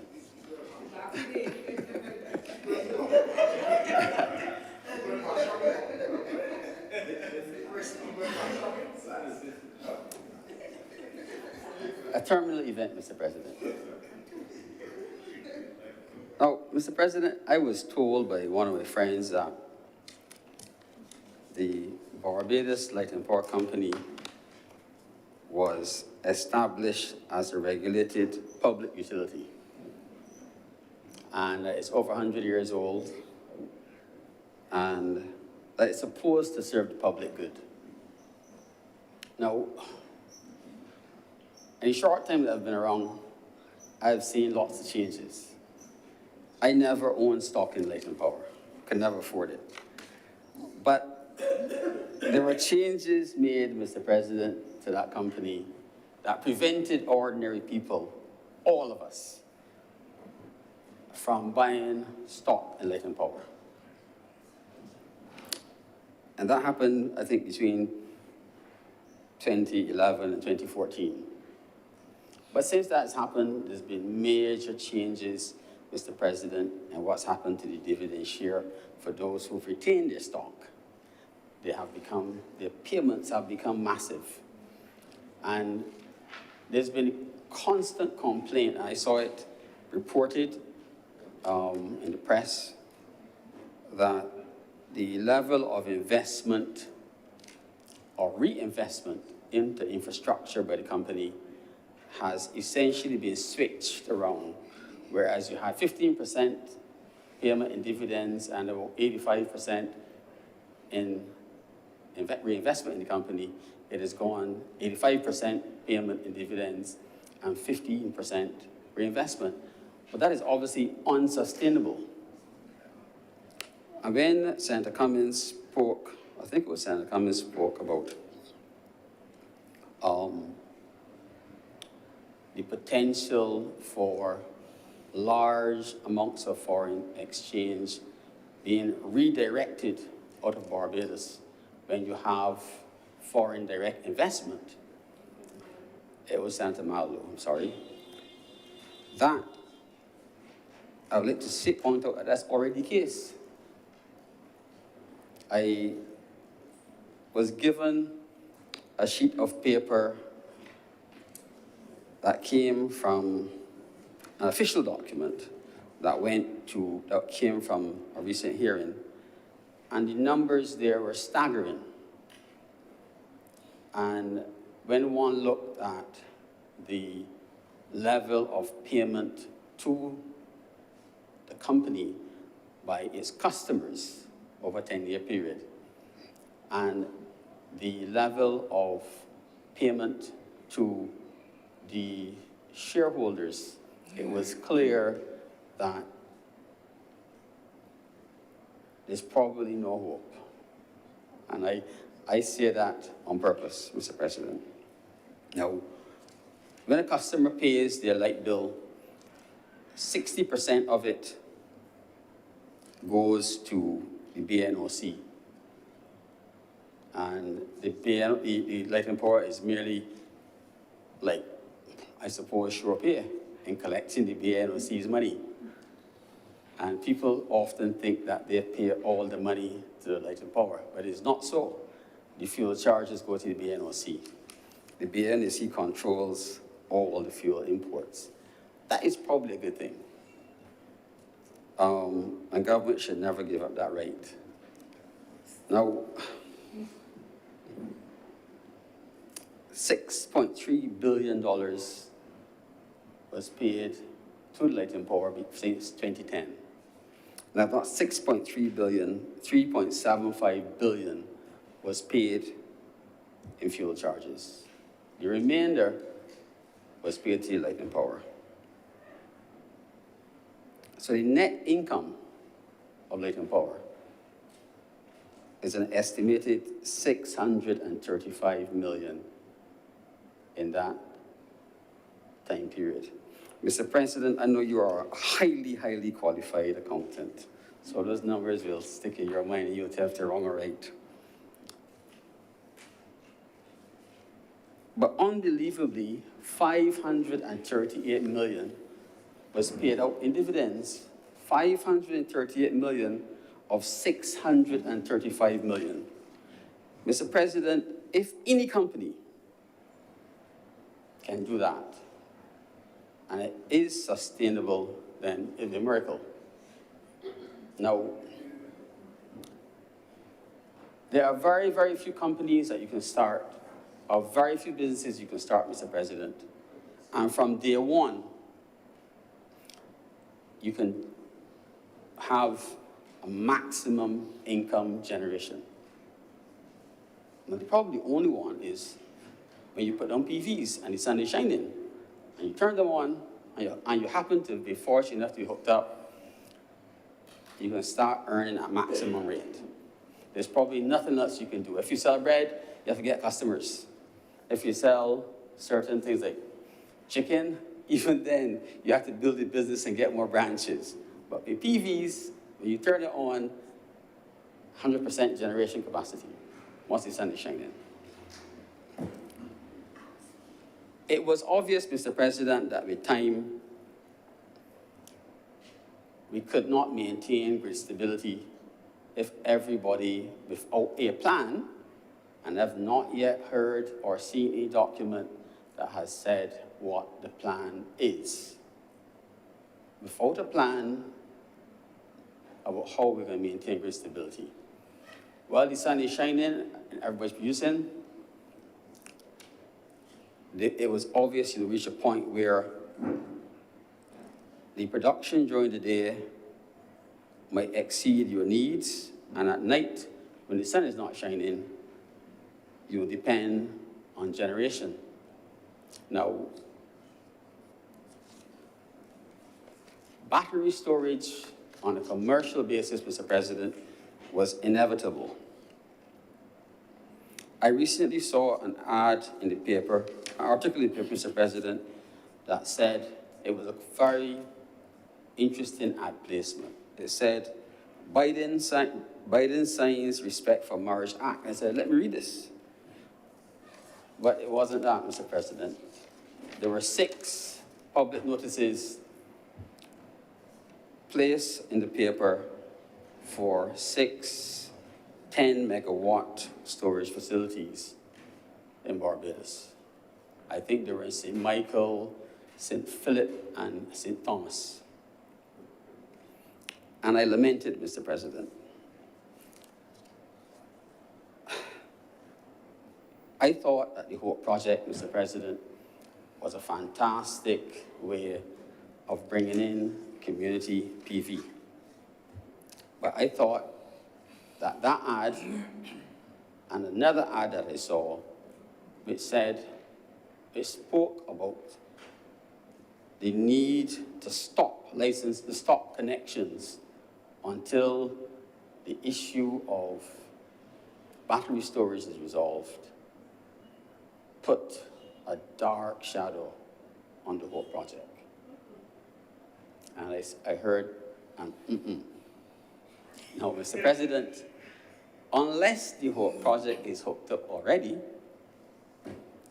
and every individual house is routed separately in the details. If everyone goes in separately, then maybe they will escape. But to my mind, it worried me. Now, Mr. President, the matter of storage of electricity is an interesting one. When the BLMP implements its storage plan, we will pay. We will pay with a rate increase. When the individual producer is required to implement a storage plan, I do not believe there will be an increase in their rate. So you'll be producing power and getting paid the same rate with a greater investment. So if you have a license, like I know someone who happens to have a couple small licenses. My colleague on the right has one. And Mr. President, if they're not connected up so far, they will probably have to have battery storage. But that's further capital investment, Mr. President. But you won't be paid for it. Now, Senator Bradford mentioned water. And yes, there is the suggestion that if you have photovoltaic generation at the desalination plants and the water augmentation project, that it will somehow affect the cost of the water. It does not in this country. It makes no difference, zero, to your cost per cubic meter. And remarkably, the water augmentation project has no storage. They produce water and pump it off someplace to a government-owned reservoir. They don't have to store it now, but they have a massive photovoltaic plant. But that hasn't affected the negotiated price per meter. I am pretty certain that the desal plant has to the north of it a ground-mounted photovoltaic plant. Maybe the Minister of Energy can tell us if that energy is used to bring down the price of water. I suspect that it isn't. I suspect that it only reflects in the profit line of all these accounts, Mr. President. So while we speak of green energy and alternative energy as a source of reducing costs, it is only relevant if you have to purchase the product from a third party, if it is negotiated in the original contract. So the citizens of this country will not benefit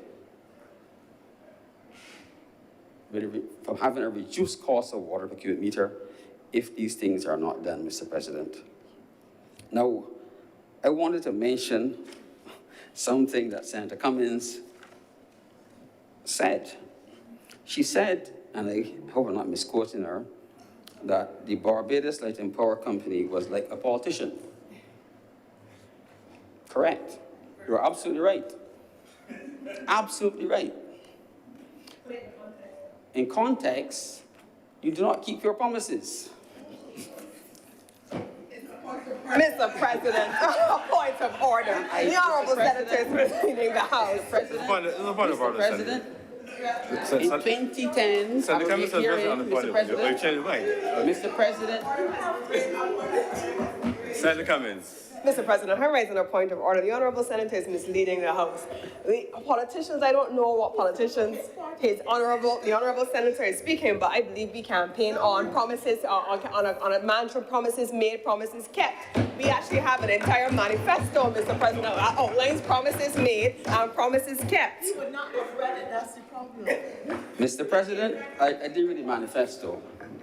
And Mr. President, in 2010, at a rate hearing, the BLMP committed to make improvements in the generation system, and they did not keep the promise. That's the eye for which I viewed it, Mr. President.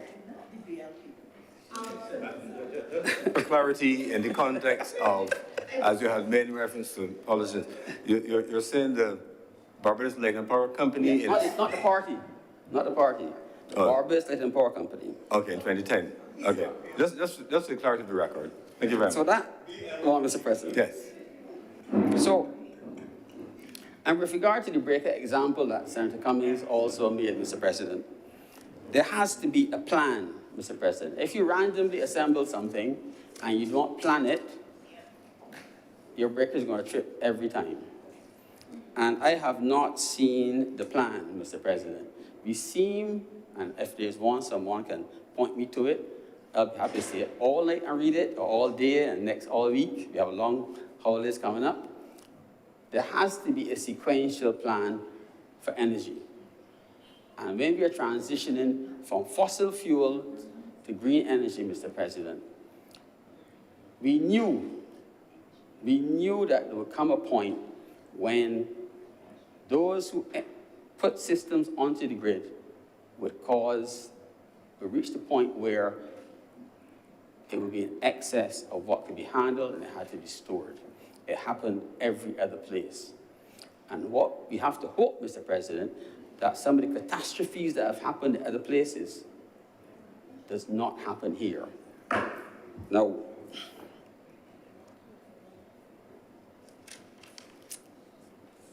there's a young man, well, not so young anymore. Some years ago, Mr. President, we built a house. And the young electrician who had a young company insisted that he would not do the work before the electrical plan. And you had to sit and say, well, are you going to have a dishwasher? Or if you were going to have one, you had to include it. All the things that would take power. Do you want a dryer? Is it going to be gas-fired, or is it going to be electrically run? Washing machine, toaster, everything that drew power. And then he said, well, this is the breaker panel that you need. And these are the breakers that you need. So you can turn on all of them and run them at the same time, and you will not trip because there was a plan. If you do not have a plan, and you cannot plan for everything, Mr. President, lots of breakers will trip and people will be surprised. I thank you, Mr. President. Thank you very much, Senator Maynard. Other speakers? Senator Drakes.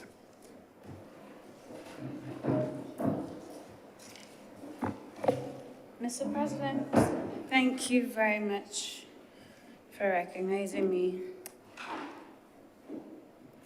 And I want to make a few observations, given the discussion that we've already had as it relates to this Electric Light and Power Amendment 2022. And I'll start in relation to one of the comments, and I think that it is the foundation of the conversation, where the leader of government business mentioned that this is a complex issue by no stretch of the imagination. We have come to this chamber and we've made about 2 or 3, this may be the 4th amendment now, to accommodate the changes that are happening in the sector. And that should already give an indication of how quickly things are changing and the demands that are happening in the sector. But, sir, there's some other things I wanted to talk about. I'll say something short before lunch. We have a goal. That is to be, first, it was fossil fuel free by 2030, based on the engineering and the infrastructure that's available. Even globally, a lot of persons have abandoned that, more or less, and now persons are talking about net zero or being carbon neutral by 2030. And I suspect that switch in the target was based on the practicalities and the physical changes that would have to happen across the board. So we have a target, we have a goal. What we're facing now as we move along, despite having the Barbados National Energy Policy, are design issues. If you take a bird's eye view of all of this, it is multiple components, multiple and diverse players coming into a space by which historically was not there. It just did not exist. The complexity did not exist. You had a utility that generated electricity, it distributed, transmitted, it did everything. You now have multiple players with various types of energy trying to come onto an energy grid that, by and large, was not meant for this type of complexity. Mr. President, what we have to consider then is the design of the infrastructure and the engineering behind it is one part. There is the economic design, which is another part. We've already introduced independent power producers. Senator Maynard alluded to it just now. Are we ensuring that those persons who enter that market space are getting a fair rate of return in relation to the utility? You also have the economic or the market considerations when you're talking about the monopoly or the utility company owning the grid, and what type of services will they have to provide in terms of pivoting their business, no longer being the sole generator, and what is a fair distribution in terms of the market share, and what profits are feasible in that context. Know that you've moved them now from from one type of player into the market into having to share the market with other players, Mr. President. And then you have your regulatory design, because form follows function. We know that. So depending on where we want to take the industry, then all other things flow. And I think that is where we are. And it's not a criticism, it's just a practicality, it's just the reality of the situation across the world, where people are trying to figure out how to get this done, given the ecological crisis that we face. In relation to Barbados, it's also in terms of economic independence, energy independence, removing ourselves from having to rely on fossil fuel imports, Mr. President. So I think the bird's eye view has to happen in relation to the design of the energy sector. When we think about things, for instance, also like large producers versus homeowners being onto the grid, how are those things being facilitated? We recently had the homeowners' right to renewable energy policy, which tried to reserve some of the capacity on the grid for homeowners. All of these things, as we go along, we're trying to integrate into the policy, into the sector, and it will be difficult. And as was stated, there are competing interests across stakeholders. So I think coming off of Senator Maynard's contribution, in terms of a plan, it's not just a plan, but it is the design of the energy sector. Mr. President, I also want to say there may also come a time where there are new technologies that come on board that will allow persons to buy and sell to each other. What does that possibly look like, and how does that either complement or conflict with the existing infrastructure that we have at the moment?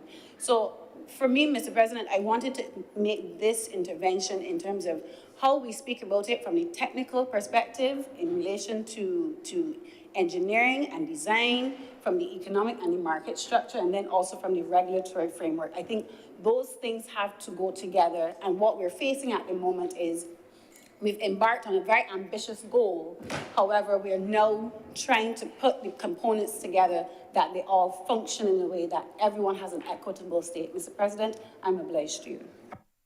Thank you very much, Senator Driggs. Speakers? Senator Reverend Dr. Rogers. Thank you very much, Mr. President, and I will be very brief. Like the other senators who have spoken before, I fully support this amendment, and I believe it is timely. I particularly like the portion of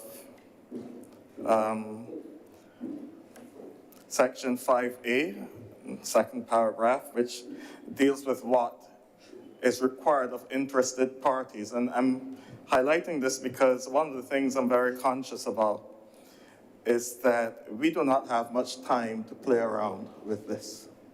we need to be very serious about where we're going with this matter. We need to be very serious about the future of our country where energy is concerned. Because one person once said, energy independence is a key driver of economic and national development. And if we are going to truly see ourselves moving into the 21st century as a progressive nation, energy has to be at the forefront of our concerns. We just saw the World Cup, the conclusion of the Football World Cup in Qatar. And we looked at the lovely facilities there. I was somewhere else and someone had passed through Qatar and passed through the airport there, and they said the airport is a city. It's actually a city. It's one of the most beautiful things you can possibly see. But Qatar's wealth comes from its energy. It's the largest exporter of natural gas in the world. We're told that the royal family has sovereign wealth of over 335 billion. They own large portions of the United Kingdom. They have interest in the Empire State Building. That's what happens when you invest in energy. And I believe that Barbados has a prime opportunity. You may ask, why I say Barbados? Because Barbados, as Senator Cummins pointed out when she led off this bill here, at one point was the leader in the use of solar energy in this region. And I will say a little more about that as I go along. But I'm particularly interested in Section 5A, where it deals with interested parties, because I do not want it to be a case, and I think Senator Cummins spoke to this, where persons can frustrate a process. I think that what is set out here is good enough to ensure that only serious inquiries can be made. But let us remember that in spite of that, Barbados has a problem in the speed of doing business in this world. We're 128th out of 190 countries in this world in terms of the speed of doing business, and that is something we definitely have to work on too if we're going to develop this energy sector. But while I would encourage foreign investment, like Senator Malalu, I also believe that we need to invest in ourselves. We need to trust ourselves. It was C.L.R. James who once said, nobody knows what the Caribbean man is capable of because nobody ever asked. This situation is asking us what we're capable of. And I hear from time to time, as one who listens to the radio, I don't know much about wealth and so on, I've never been close to it. But I understand that there's a lot of money in the banks in Barbados, that people have a lot of money saved. And the question is, how much do we trust ourselves? How much do we trust ourselves? We've seen over the years, many of our great local companies were just picked off. I can still see Ras Eiley on the stage at the National Stadium clutching one of the monitors and saying, we do not own our bank anymore. But the reality is that the opportunities were there. I can remember the former Prime Minister, the late Owen Arthur, begging Barbadians, begging to invest in their bank, and challenging us that if we're going to truly be serious about an energy sector in this country, as Senator Drakes pointed out, we have to look at the broader picture. We have to look at our infrastructure, we have to look at everything, but we have to trust ourselves. We have to trust ourselves to believe we are capable of doing this, because the benefits may not be for us. The benefits may not be for this generation, but they're for generations to come. You know, one person, when he sends out his emails, usually has a little caption at the bottom, "Take no thought of reaping, only sowing." We're sowing the seed now. We must make the sacrifices now for generations to come. I was pleased to hear in Senator Cummings' speech, she said that the aim would be to make Barbados the knowledge capital in terms of research and development. And she also made mention of the principle of the University of the West Indies agreeing with this whole notion. I'm happy to hear that. But you know the reality? Barbados had the opportunity to be the center of knowledge and the knowledge capital in this region and indeed this world decades ago. And I'm talking about through the work of the great Professor Oliver Headley, at whose feet I was able to sit in the University of the West Indies when I was there. Professor Headley gave a speech in 1997, which was entitled, "The Sun Will Still Shine When the Oil Runs Out." The sun will still shine when the oil runs out. That was 25 years ago. A whole generation ago. And it was not just a speech. It was not just his speeches. As the then governor of the central bank, Dr. Marion Williams, pointed out on the occasion of his death, she said he displayed throughout his entire career the qualities which the region needs in order to be more at the cutting edge of scientific inquiry. That was in 2002 when he died, over 20 years ago. The National Institute of Higher Education, Research, Science, and Technology had this to say. In the 1960s, he pioneered solar energy for heating purposes and crop drying. It's the 1960s. He also designed the first and largest electrical grid system using solar energy, which is installed at Harrison's Cave. This is someone from here, in Barbados. They went on to say Headley's innovations on photovoltaic cells of solar stills designing were used throughout the Caribbean and Central America. His solar cells were used to generate electricity to computers, laboratories, buildings, and ice makers on fishing boats. He built numerous solar dryers for timber, sugarcane, and other produce in Grenada, Guatemala, Belize, and El Salvador. That's someone from Barbados who taught in our university. I can remember being at university and he had the things out on the lawn, his little experiments there. But you know the problem? He couldn't get any funding. No one was interested. At one point, given a speech in Jamaica, Professor Headley told the audience,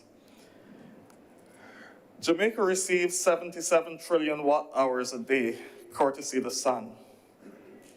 That is equivalent to 47.6 million barrels of oil per day. He said plants only use less than 1%, so you're throwing away 46 million barrels of oil per day.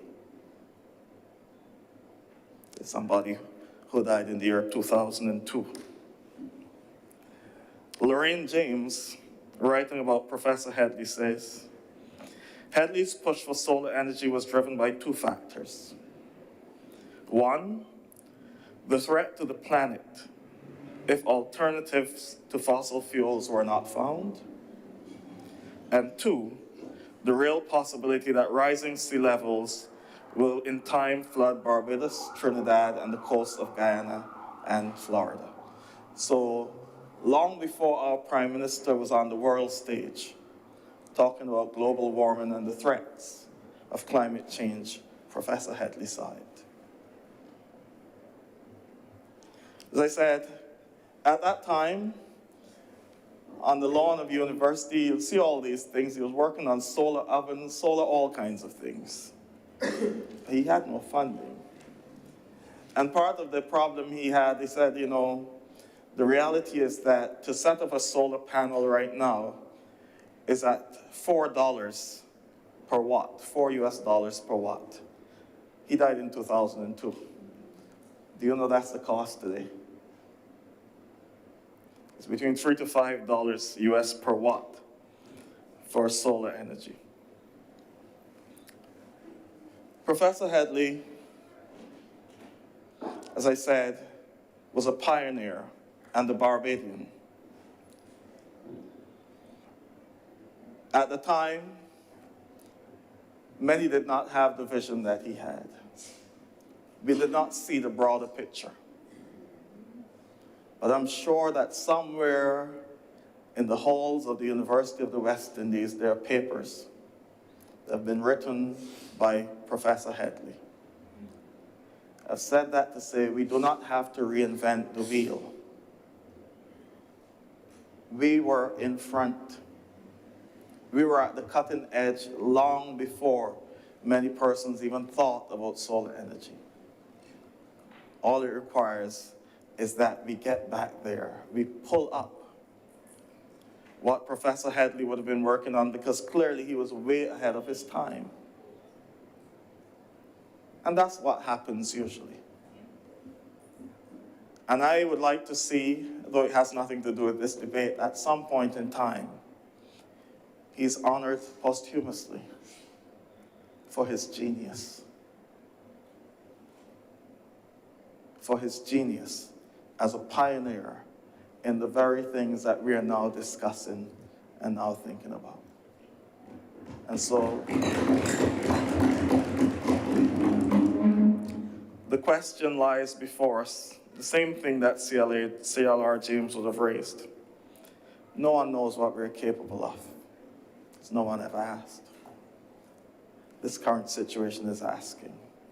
And I would like to see one day Barbados becomes the Qatar of this region and this world. Thank you very much. Thank you, Senator Reverend Dr. Rogers. Senator Dr. Hines.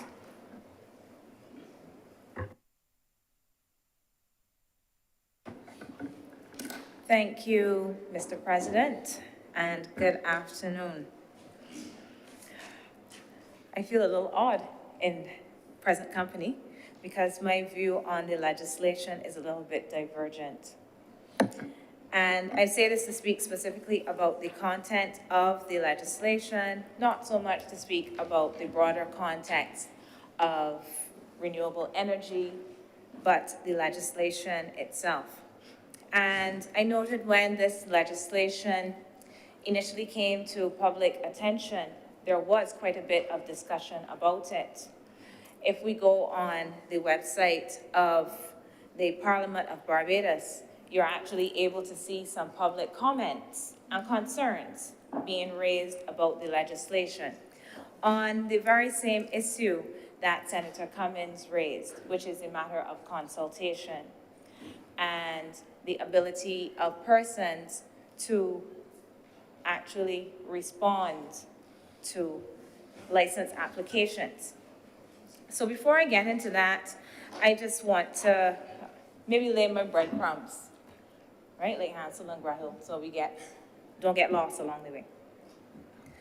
So if I look back to the Electric Light and Power Act 2021-13, at 5.4, what I note, and Senator Cummins went through some of this, is that an applicant will not have the ability to be issued a license until a period of 3 months from the date of first publication has elapsed, right? So they have to give notice. It's a 3-month period.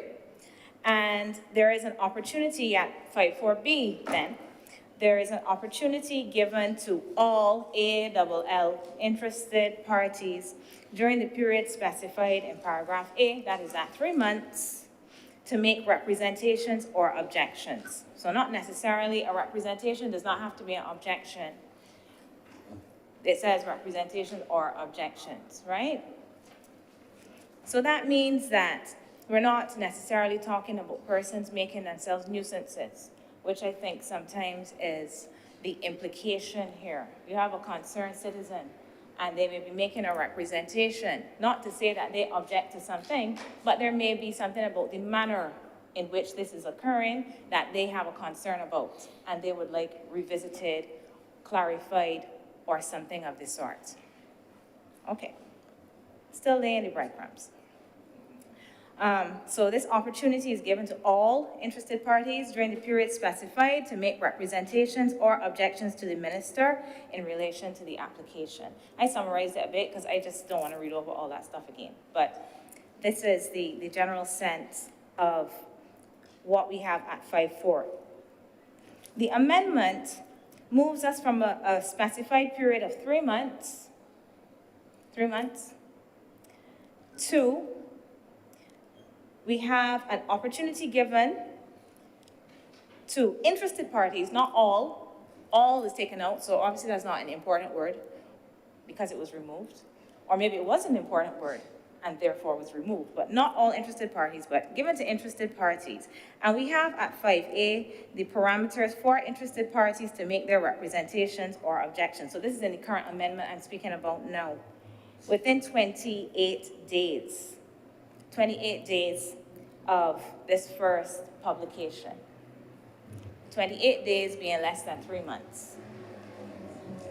So I can understand certainly that we want things to move at pace, right?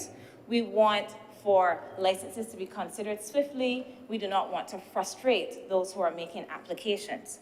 This makes perfect sense. However, we need to consider, in my opinion, that those who submitted the license applications, the applicants, probably had the time to sit down and craft the application. And a concerned citizen, or perhaps another corporate entity that may also want to make a representation or may have an objection, may require more than 28 days to do this appropriately. How can I come up with this? Why isn't 28 days enough? Maybe if you're a corporate entity and you have a dedicated team that can sit down and do this, 28 days could be fine. But if you are a concerned citizen, Mr. President, who has to go to work and deal with whatever you have to deal with in your life, your parents, perhaps children, your dog, volunteer work, whatever it is people do, exercise, 28 days is not a lot of time to dedicate to this. So what is the balance that we are striking here between the public interest in the utility and expediting an application process? So yes, consultation is allowed here, but the period for consultation is quite short compared to what existed, or exists, I should say, in the legislation as it currently stands. This notion that this amendment is introducing the ability for consultation, that does not appear to be true. I say it does not appear to be true because I just noted that consultation is already allowed within a 3-month period. It is already allowed. What we do not have, it is allowed, right? In the current legislation. What we do not have in the legislation as it stands right now are the specific procedures. So about numbered paragraphs, okay? It must be submitted in writing in numbered paragraphs and that kind of thing. And within a 28-day period. But the provision for consultation already exists. And Mr. President, I want to point of order. Sure. Mr. President, the Honourable Senator is misleading the House, and I would wish to make it clear that what was said is that the mechanism for under which consultation takes place is what is being outlined. The parameters for consultation are being elaborated on, but that there was no pre-existing mechanism that allowed what was already listing in the legislation to have applicability into what the consultation looked like. The Honourable Senator, however, has impugned and suggested that I have said that there was no consultation mechanism in the legislation before, and I would wish to make it clear that we have said there was no mechanism outlining the parameters by which the consultation would take place, and I outlined those as listed in paragraph 5A and its respective subsections. Thank you, Senator Cummings. Senator Dr. Hines. Okay, thank you. Yes, that's true, you did say that. I also noted that,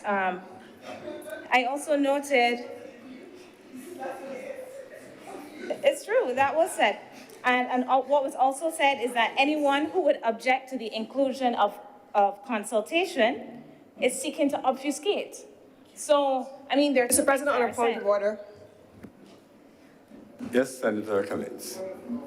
Mr. President, the Honourable Senator is misleading the House. I did not say that anyone who attempts to consult is attempting to obfuscate. I used the word obfuscate specifically to define what was meant in terms of an interested party. And if I, for example, was looking at a rooftop in a parish, 2 parishes out, and I chose to say I have an objection and I would wish to object, that may be an attempt to obfuscate the process, but it had nothing to do with what would be defined in the amendment to the legislation as an interested party. I would wish to have the Honourable Senator not attempt to twist my words, whether deliberately or otherwise. May I continue, Mr. President? Continue, Senator Dr. Hines. Thank you. As I was indicating, the provision for consultation currently exists, and it will continue to exist. If and when, I will say when, because everybody agrees, we have this new legislation, but what we will have is consultation in a more circumscribed way, because the period for the consultation for the representations or objections has been reduced. And as previously noted, it is not simple for a concerned citizen within a 28-day period to make such a representation, but if this is the will of the government of Barbados, so be it. We have a process that expedites, and this can be useful. It can be useful for business purposes, for the particular objectives of the government. And this is good. People want to get their stuff done quickly. However, I think we also have to consider the fact that this is a democracy. And within a democracy, there are also other considerations that one needs to balance. It is a democracy, I believe, so that should not be contentious in the slightest. However, in thinking about this balance, sometimes things may need to move a little bit slowly in order to give people, you know, ordinary people. Mr. President, I would just like to know if I can continue. Right. Please continue. Thank you. Address the chair. So what I am saying here is that people should not be viewed as nuisances, should not be viewed as holding up. This is my word that I'm using. Should not be viewed as holding up a process because they require a little bit more time in order to review something that may affect them. The utility, electricity, something that all of us use. VAT-free data is today. People are going in town, in this bridge town and other places, up and down buying television, cell phone, washing machines, all kind of things that they're gonna go home and plug in, right? They are all concerned citizens and they all have an interest in the electricity in this sector. So any of them is an interested party. And there should not be any reason that any person who is an interested party and sees something and says, I want to make a representation about this, but I need some time to understand it, should be barred by a 28-day period. But as I said, if this is the will of the government, it shall be done.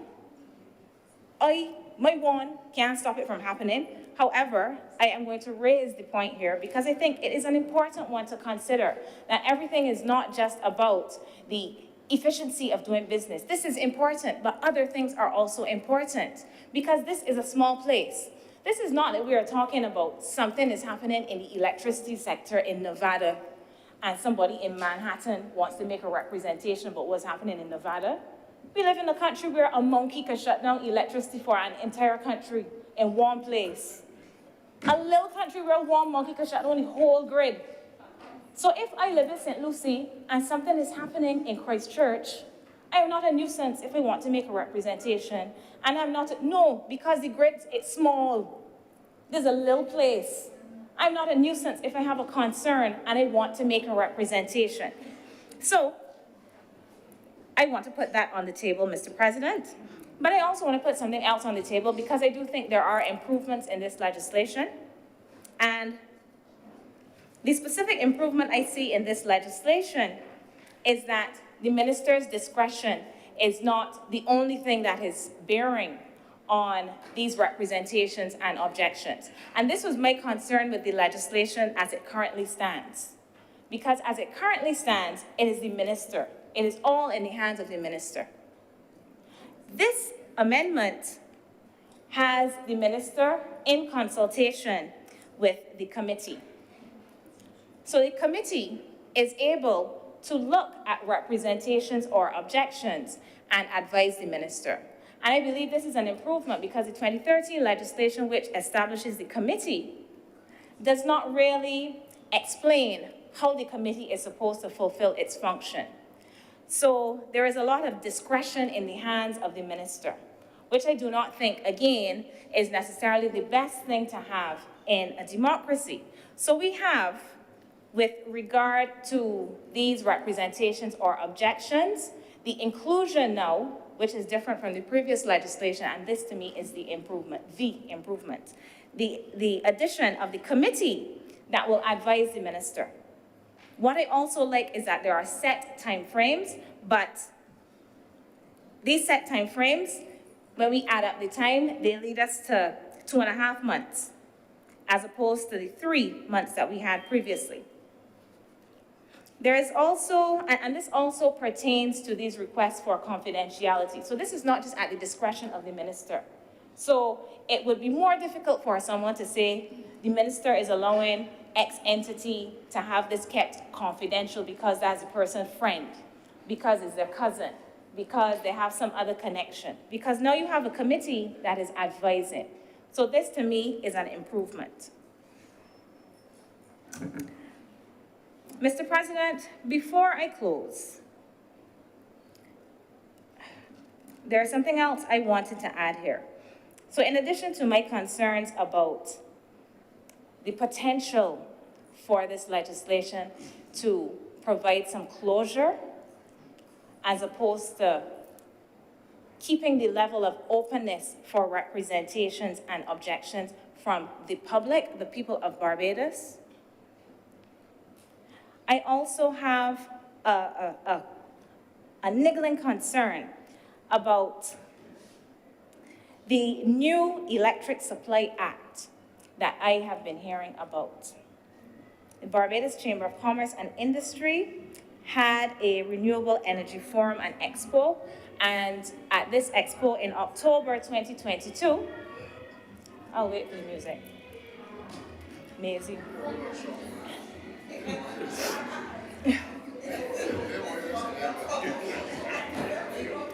Right.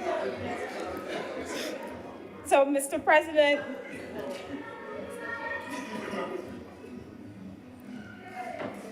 so we heard of the Electric Supply Act. It's getting louder. The Electric Supply Act. I note on October 18, 2022, that the then minister indicated to the public at said forum, it actually would have been well, this is noted on the GIS, Government Information Service, I believe the terminology is, that this act is now in its final stages, right? This is the previous Minister of Energy. And my question is about the connection between these two things. This is the reason I have a question, as I have not seen the act. So, my question about these two things is for the following reason. As we think about the future of how we are supplying electricity in this country, we know that we are going to be seeing something that is quite different from what we currently experience. I heard several senators in here today already speak about this. We are going to be providing energy in a new way. And considering this, it is quite a good idea to have new legislation governing this new framework. My question, therefore, is, why not just put everything in the new legislation? Why are we going through, this amendment does not deal with the supply of electricity. It does not deal with how electricity is being generated. It is dealing with the licensing process, and it is really dealing with representations and objections being made during the licensing process, and what those persons who make representations or object can or cannot see. They cannot see things that are confidential if the minister, after consulting with the committee, agrees that there are certain things that should remain confidential. That is all this amendment does. And if this is such a small thing in a way,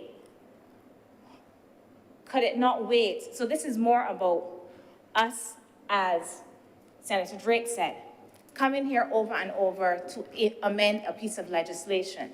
When we are coming up with a new framework, why not incorporate the critical things in the new framework? And I know some people don't want me to ask a question because you ain't supposed to ask no questions, right? You're just supposed to sit down and say, oh yes, let's wait and see the legislation. And then when the legislation comes, go back in time and say, but how come this other thing wasn't put in there? But I'm asking the question now because the legislation has not come. That is the reason.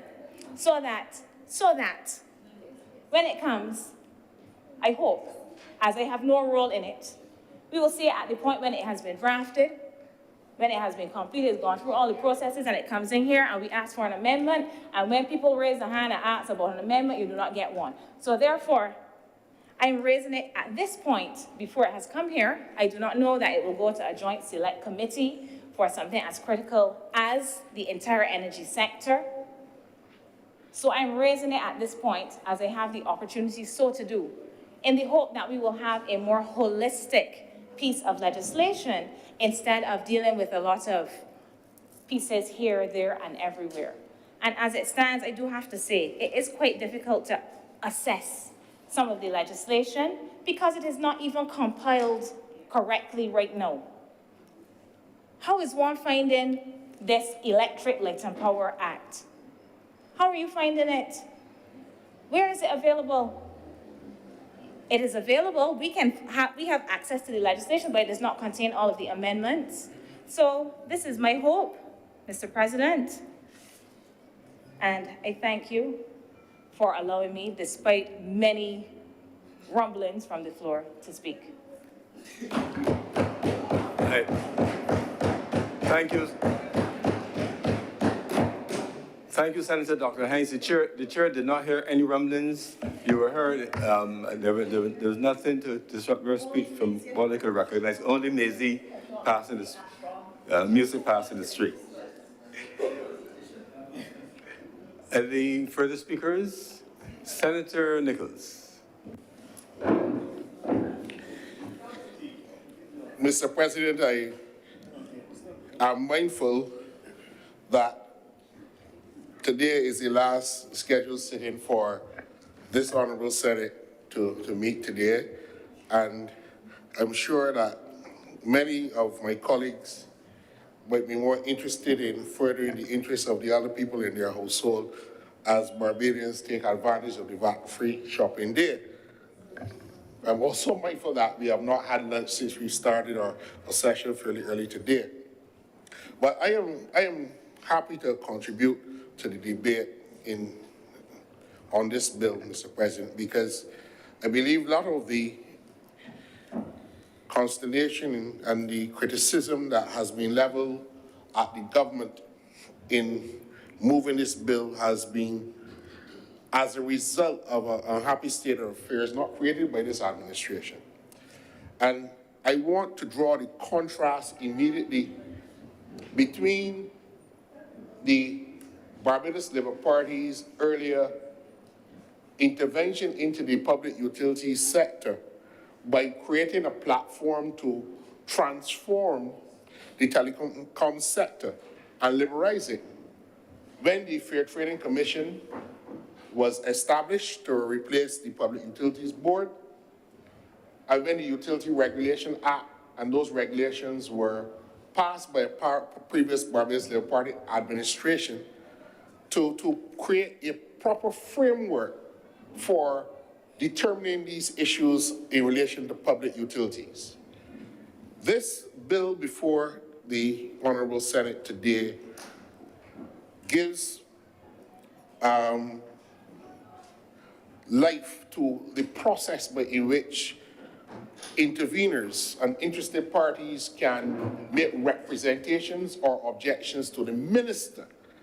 And I believe Senator Dr. Hayes in her contribution just now raised the question as to why is this power these great and awesome powers being residing in one person, the minister.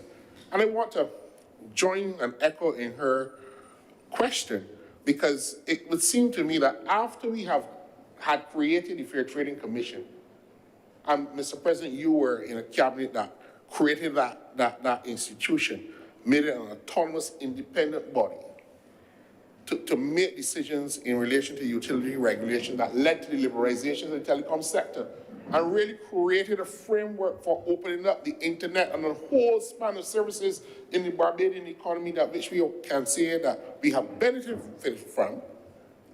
Why, when this bill was passed in the last government, it reverted to the process of going to a minister to make these fundamental and all for reaching decisions. And I say that to say this next comment, particularly to some of my younger colleagues who sit next to me and we speak all the time, to remind them or to let them know there's a fundamental difference, Mr. President, between how the Barbados Labour Party administration moves this country forward and when we have to hand it over to the other people. Because one cannot have contemplated that when you created this framework for dealing with the Electric Light and Power Act, you could put all those powers in a minister, especially in a government which has never had a designated minister of energy. The Democratic Labour Party, in every time they have gone to government, have never assigned a ministerial portfolio of energy to any specific minister. It has always gone to a minister of state, or no minister of energy is named at all. And if energy is so vitally important to the survival of the Barbadian economy and its people going forward in the 21st century, one can imagine why, one cannot contemplate why there was no dedicated Ministry of Energy. But still yet, all of the powers, and I will mention some of them later in my contribution, Mr. President, could be to a minister who sits down in the Prime Minister's office to make all of these important decisions. So that there has to be a contrast drawn. And I say to the last honorable senator, Mr. President, that you can't criticize the government for not bringing the Electrical Supply Act to deal with all of these issues. No, because for one, I have been trained that you cannot change the rules after the game has started. An application has gone in to the minister for a new license by the operator, the Barbados Light and Power Company. You cannot change the legislation to affect that application once the application is in and objections have already gone in. What we can do is to streamline the process and make it fair. This is the object of this bill. But for the government to go and make legislative changes by abolishing the act and bringing an entirely new piece of legislation when the application in would end up in court, in my view. And it would not necessarily end well for the government because it cannot do that. So for those who are there saying that this amendment is just window dressing and it should not be brought and the government should scrap the whole thing and bring the whole new piece of legislation, are not looking at all of the factors that should be considered. But this government is on the ball, Mr. President.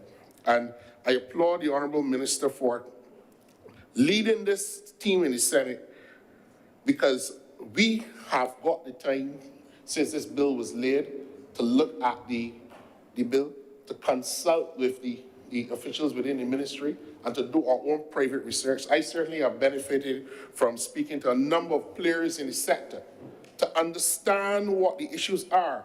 And since this bill has been laid in the Senate and has been on the order paper, I've taken time, sir, to listen to a lot of the contributions and the proceedings in the rate hearing before the Fair Trading Commission. And to read the motions that have been brought by the interveners and other parties, and to try to understand the byplay in that discourse, to inform this whole process, because the process of governance in the 21st century has become more complex. And if we are going to make informed contributions and to be able to facilitate discussion at the national level on policy and as how we go forward, we have to delve deeper into these issues. So that I don't share the view, Mr. President, that, for example, the government is being stingy with 28 days to make an objection. Certainly, if you want to intervene to make representations as to why an application should not be granted, should not be continued, or should not be renewed, or we want to object, you cannot stall the process of somebody's application by dithering. It is not fair to them.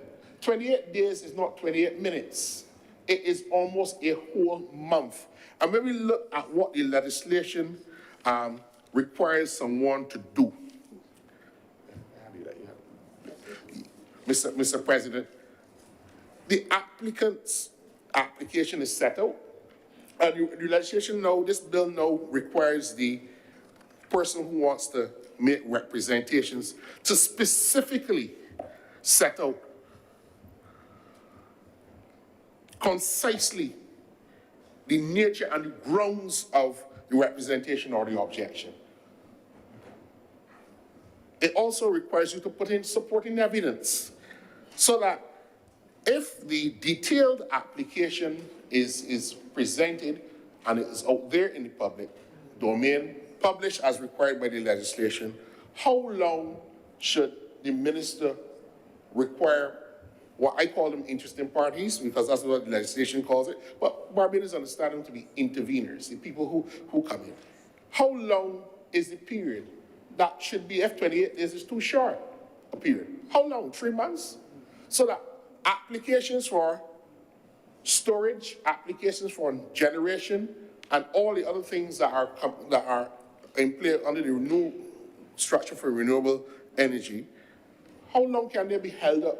Because there is a conscientious Barbadian citizen who is looking out for the interests of the public. How long? So the government is being accused of stifling democracy. That's what the bywords out there for all the people in social media, that all of a sudden we are autocrats and demagogues, and all of a sudden 28 days is unreasonable time, Mr. President. Every litigant in the court system in Barbados has 28 days to file a defense to any claim filed against them.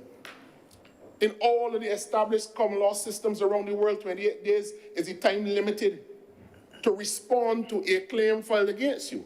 So that the notion that the government is now imposing this 28-day deadline out there now to stymie the work of these conscientious objectors and be trying to kill off democracy, I understand where these dog whistles why these dog whistles are being blown, and is intended to paint the government in the wrong way for political and partisan reasons, sir.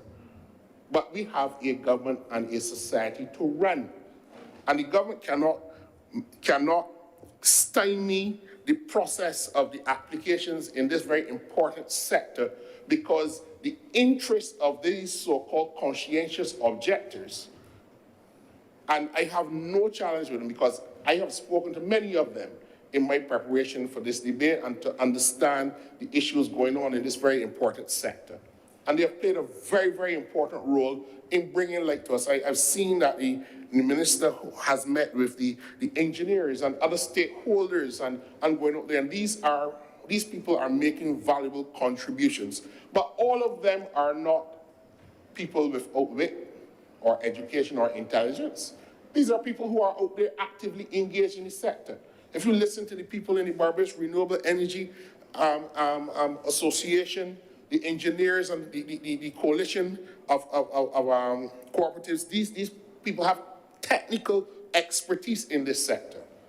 The government has a public council to which the members of the public can raise their concerns, and the public council has an office that is staffed to assist members of the public in these exercises. So the notion that the government is being stingy and being autocratic by only allowing 28 days is an unfortunate slant. And I think that the record must be publicly corrected that this is not the case at all. Sir, I have to take aim at the situation in which we find ourselves with this particular application, because I am not happy that the Barbados Light and Power Company, I have no issue with the Barbados Light and Power Company, but they have a sole shareholder called Emira, a Canadian entity, which has, when we look at the motions before the Fair Trading Commission, and we look at the deliberations and the proceedings of that rate hearing, one has to question whether or not, in the interests of this country, whether any licenses of that nature should be allowed to be given to an entity that owns 100% of the shares. Because I agree with the contribution of Senator Dr. Maynard. You have a company where the annual average income is about $48.8 million a year since the last rate hearing. And they are paying out average dividends about $41.5 million a year, leaving only about $7.6 million left in the company in terms of income and for reinvestment and so on. So that inversion since Emira has taken over of the rate of payment of dividends as to what is reinvested in the company creates a significant problem for me as a Barbadian citizen, as a consumer, and as to what is required to maintain the national energy infrastructure, electricity infrastructure, and to put back in investment. When I hear before the commission that a rate increase was granted in 2011 so that they could put new capacity in to generate electricity, they have not done so, but they're now coming in 2021 for another rate increase. I ask myself the question, I'm not trying in any way to influence the decision of the Fair Trading Commission, but and I'm not even trying to, I've had no discussion with the Honorable Minister because she has her technical committee to advise her. It comprises the Chief Town Planner, a whole set of technocrats and Government Chief Electrical Officer, all these people who advise her. But I must come here, Mr. President, and raise my profound difficulty with the approach of the leading shareholder in the Barbados Light and Power. Because as I've said, I have no issue with the Barbados Light and Power, but I have an issue with how Emira has used Barbados as a cash cow since their investment of $200 million in the Barbados Light and Power. They've invested $200 million in Barbados Light and Power, Mr. President, by buying those shares, and have extracted over $538 million in dividend payments. And are now asking for a new license, and at the same time asking the Fair Trading Commission to grant them a rate increase, while not investing a single penny until their application for the rate increase in new infrastructure in Barbados. And at the same time, they have obtained a rate increase in 2011 to do the same infrastructural improvements. So that when this legislation was created or passed into law in Barbados, under the last administration, I did not hear anybody questioning the bona fides of those actions about democracy and empowering people. And it seems that for the time I've been following and being involved in politics, those accusations are only pointed in one direction. But Mr. President, if the Barbados government did not sell or force the national insurance funds to sell the 11% shares it had in the Light and Power Company, imagine 11% of the $538 million if that was available to the National Insurance Fund. Could you imagine that? A company that just generates profits and dividends. But the last administration sold up those shares, gave controlling interest to Emira. And we have to come back into office to clean up all of this, and then we are hearing all these things that we are autocrats and dictators, and we trying to squeeze out the small man and the conscientious, we consider them nuisances. So that is kind of offensive to me, sir. It is really offensive because these issues are not seemingly ventilated when the other side is in office.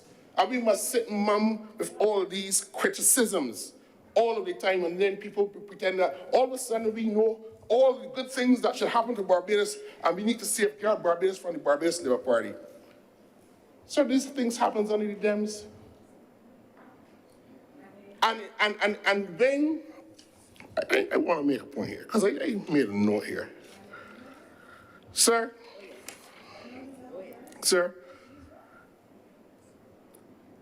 the audited financial statements of Barbados Light and Power shows that the dividends payments, as I said, is $538 million, and I believe Senator Maynard made the same point. So the 2010 rate increased decision cap dividends at 12.5% in terms of return, the maximum rate for the return of capital. 12.75%.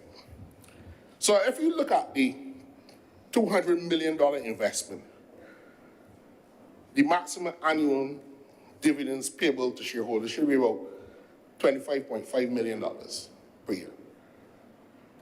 Mr. President, they exceeded that dividend payment of $25.5 million in every year from 2011 to 2019, except for 2 years, in 2013 and in 2018. And you know what was significant about 2013 and 2018? Those are 2 election years. So they have taken out a cumulative total of $283.375 million in excess of the cap that was granted by the FTC in the 2010 decision. So that the Labour Party does not come to this debate under siege, Mr. President, because we know where the real concern out there should be. What we are trying to do, Mr. President, is to navigate within an international environment where climate change and the climate crisis and the energy crisis, inflation, all these things are hovering around. And to try to get this economy and society moving again. But at the same time, we have to put our shoulders to the plow to ensure that this sector that seemingly was not under a single ministry for 10 years. But the minister had all the powers to grant licenses, to renew licenses, to revoke licenses, and no conditions settled in law, no certainty settled in the process. But we get vilified in the public for putting certainty into how representations and objections can be considered by the minister, while at the same time preparing a more comprehensive suite of legislation to put it on a more proper regulatory footing. So that if I sound a little animated, and I am not, the Christmas spirit has not departed from me, Mr. President. It is because of the issues Sir, I also want to draw notice to what I consider to be a more egregious sin from Emir as well. In the early 1990s, when self-insurance became a problem, Light and Power had to create a self-insurance fund to protect its assets, the plant, equipment, and everything here in Barbados. In 2016, $100 million was taken out of that self-insurance fund and turned and converted into dividends and paid out. And when you look at the regulations which govern that self-insurance fund, you got to wonder, 2016, how could because America cannot take the money out of Barbados unless they get central bank exchange control permission. And you want to wait when the government sold the shares to Emir. We've got to try to understand and try to unravel these things. Nobody was asking these questions. But you cannot get off scot-free by not jumping onto the bandwagon to pretend that you're all dressed in lily white. Come into politics, and I'm not talking about the Honorable Sanders in here, but to lead the charge against this Barbados Labour Party when the institution that you're now a part of, all these things were going on. $100 million taken out of the fund, converted it into dividends. So if we had a national catastrophe, we had a massive hurricane, the fund that was overcapitalized, I hope that you have adequate insurance cover for it. Because when I hear the insurance companies speak about the risk associated now with insurance because of we sit in a hurricane belt, these hurricanes are much more severe and impactful now. It doesn't seem to make sense that a few years ago, 6 years ago, you could allow a company to take $100 million and convert it into dividends. This is what the government is being unfortunately blamed for. So the sins don't lie in this administration, Mr. President. They do not lie in anything that this minister or the previous minister has been doing. So that I quite think that the amendments to this legislation are really very reasonable. You cannot get a license unless the interested parties are given an opportunity to make representations and objections. I have my views as to where that application process and any objections or representations process should go, but I am not that fortunate to be in the place where those final decisions are made. I'm sure the Honourable Minister has been doing her tour of duty.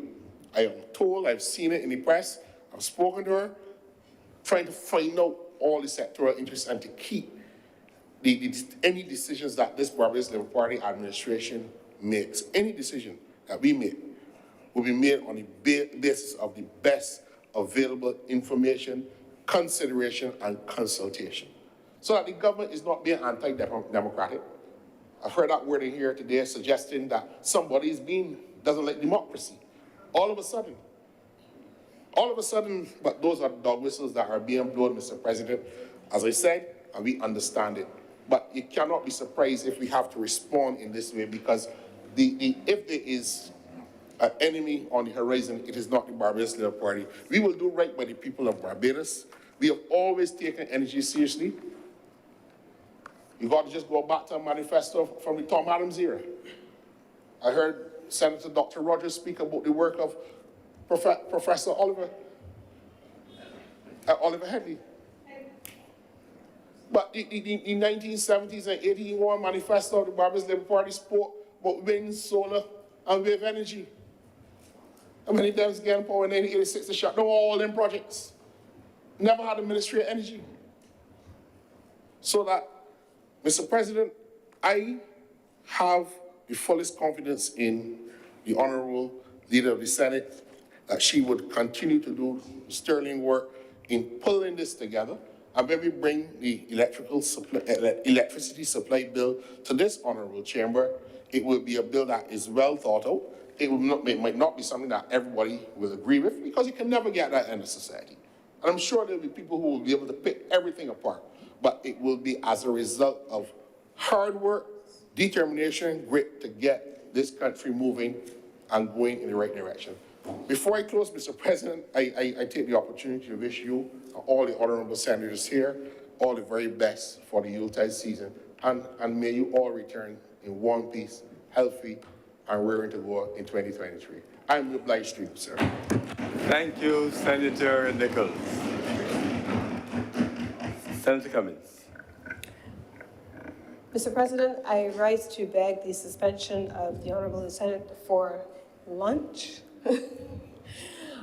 for a period of 1 hour and to reconvene at 3:25 p.m.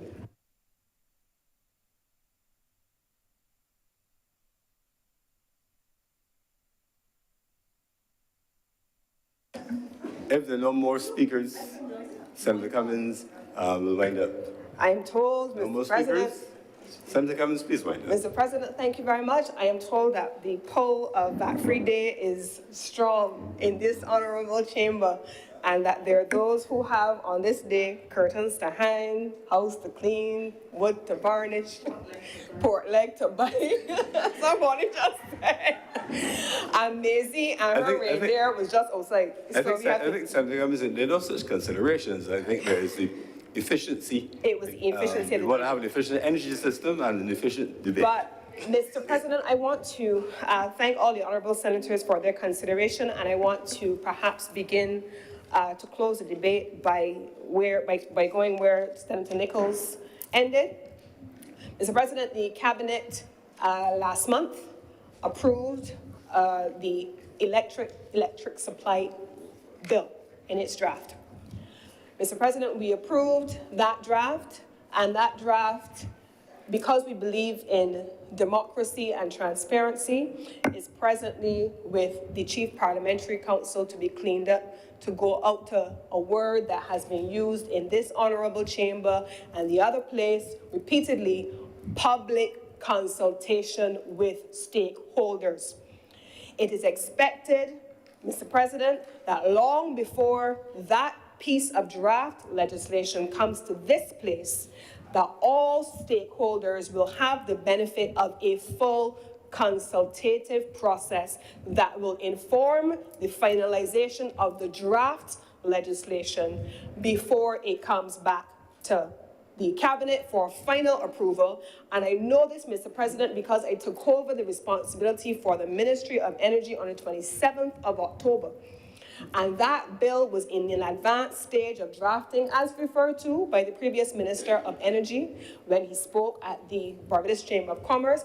And with him, alongside him for several weeks, maybe a week and a half, together with all of the technical teams, the geologists, the chief project research analysts, the attorneys, the consultants, we together finalized that draft before it was sent to Cabinet and then on to the CPC. This ain't a fly-by-night government, Mr. President, and we do not make up policies and draft legislation because we feel like it. We have the benefit of the best technical advice and expertise available to us to enable us drafting, and where we don't have it, Mr. President, we buy it in from the private sector or from international service, international partners. I have also already said, Mr. President, but I'll come back to that in a minute, I'll come back to that. Mr. President, that particular piece of legislation is important, and here's why it is important. And Senator Drake's, when she spoke about, Mr. President, the number of amendments made to this legislation, that isn't even the half of it yet. It is true, but that's not even the half of it. In making reference to the telecom section, what in 2013 the then administration should have done when they made these amendments was to do the work that this administration has done to create entirely new legislation and to have then repealed and replaced the 2013 legislation with what we now will have as the Electricity Supply Act. And what was done in the telecoms sector when we had a monopolistic service provider functioning and new entrants coming into the market and the liberalization of the sector, but which was never done for the electricity sector, Mr. President. That was not done before. before, but we are going to do it now. And we are doing it in a fully open and transparent way, as is the Barbados Labour Party way, Mr. President. It's not going to be perfect. We're not going to have all of the components ready at all times, and it's not going to be drafted in a perfect way. We will do the best that we can with all of the resources available to us.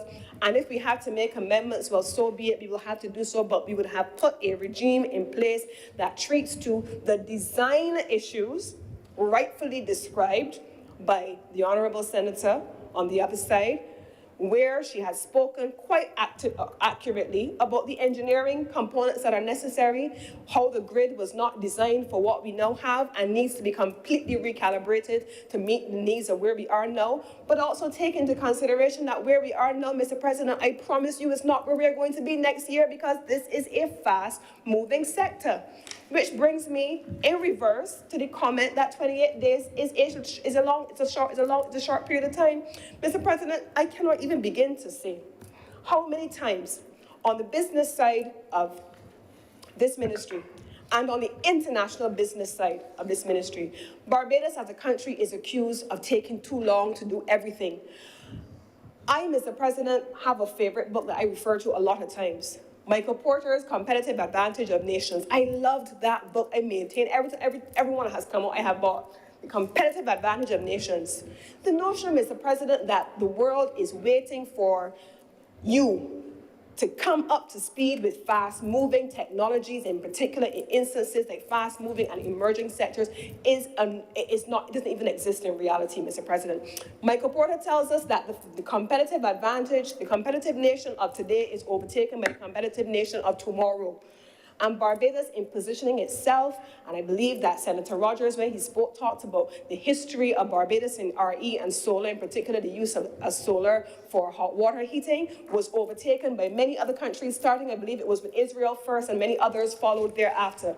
Are we saying that a country we have articulated is to be the research and development capital of the world, is to be the innovator of the world on the question of RE? Are we saying that the nation that is leading philosophically, globally, on the net zero targets and on climate resilience as small developing states is also simultaneously going to be a slow mover and not a first mover? No, Mr. President, that is not the ambition of this government. We will not always get it right. I say that again, because this is a fast-moving sector.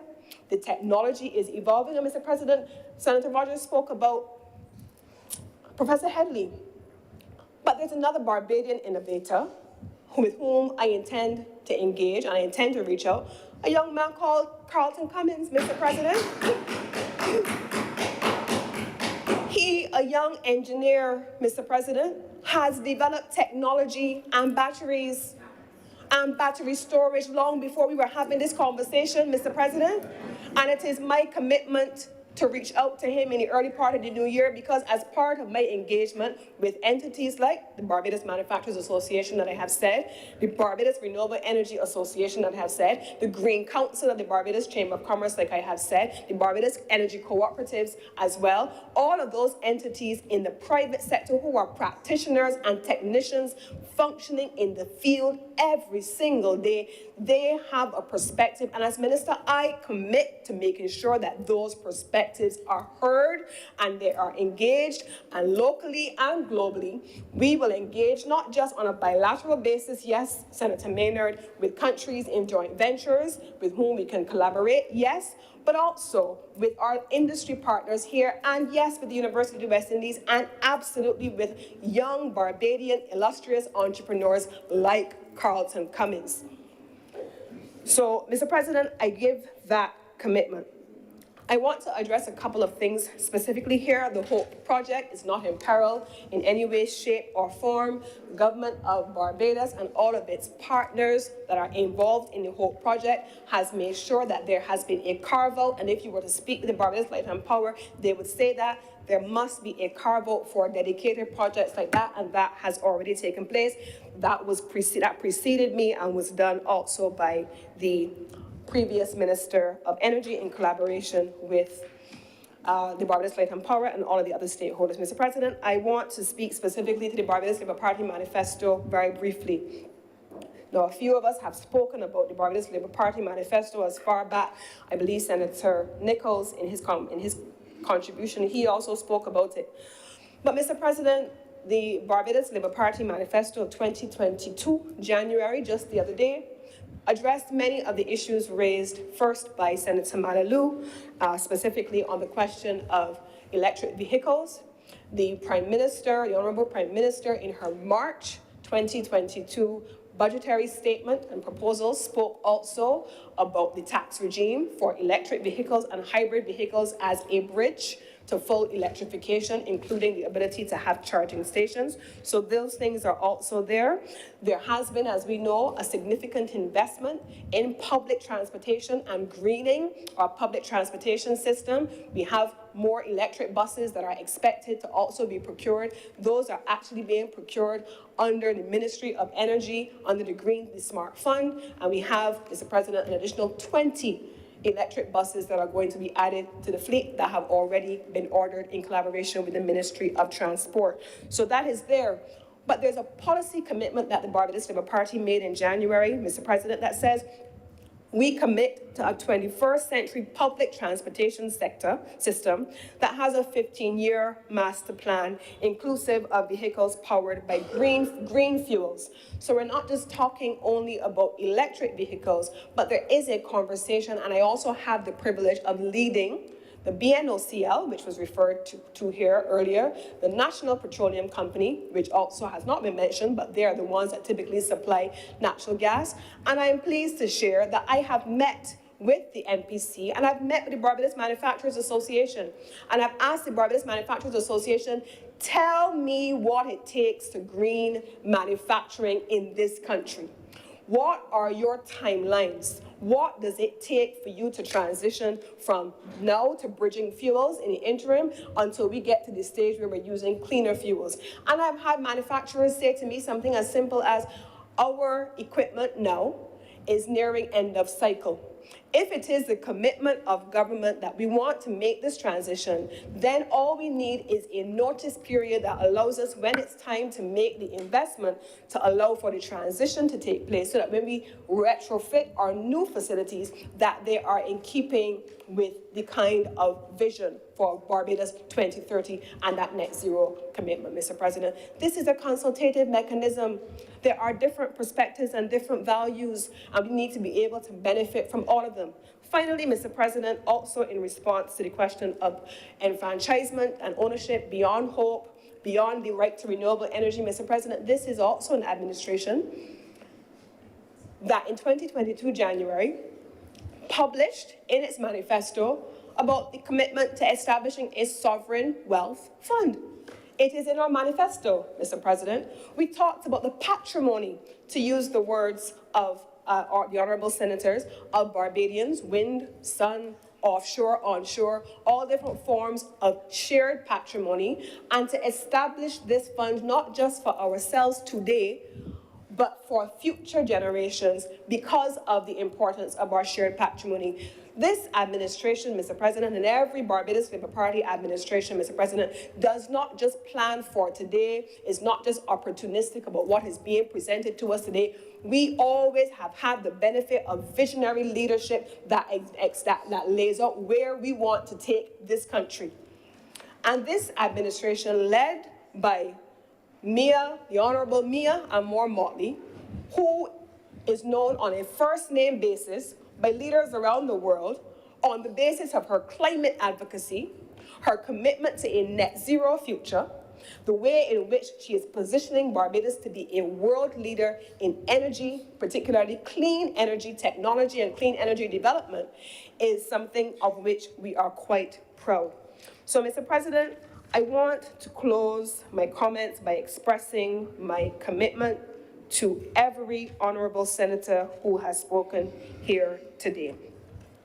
I am not disagreeing at all with my colleague, with the colleagues who have raised concerns about the Barbados Light and Power. There are concerns for sure, and I'm committed to ensuring that when we sit around the table, the discussions will be and have been robust. We've already started, for example, speaking to Light and Power about simple things. What are your plans, not just for PV, but how do we look at the energy mix and your cleaner use of fuels, Mr. President? So you are currently using heavy fuel oil in some instances. What does a cleaner generation capacity look like for you as a Barbados Light and Power? And how do we begin to plan for that? And so finally, Mr. President, as I mentioned before, yesterday I had the opportunity to preside over the kickoff meeting, the preliminary kickoff meeting with the UN Special Envoy for Energy, who is going to be working with us on developing all of the things that we have just described. What is the energy mix? What are the timelines for this transition? What is the investment necessary? Is it going to be in the trillions of dollars, as is the case with Nigeria, or is it going to be in the billions?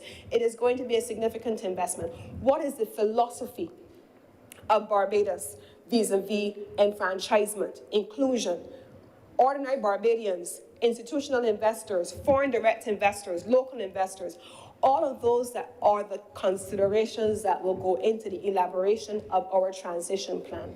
And I am confident, Mr. President, that based on the caliber of the persons and the professionals in all of the agencies with whom I have engaged so far, that this Barbados is up to the task. And on that basis, Mr. President, I commend this draft amendment to this honorable chamber, and I beg to move that this bill now be read a second time. The question is that this bill be read a second time.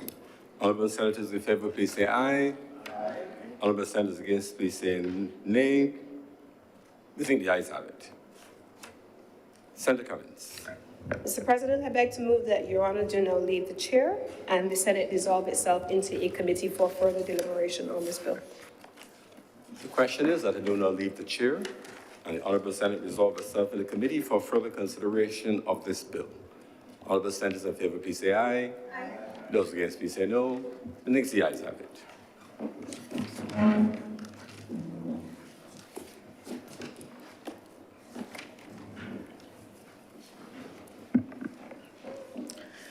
The Senate is now in committee. Clause 1.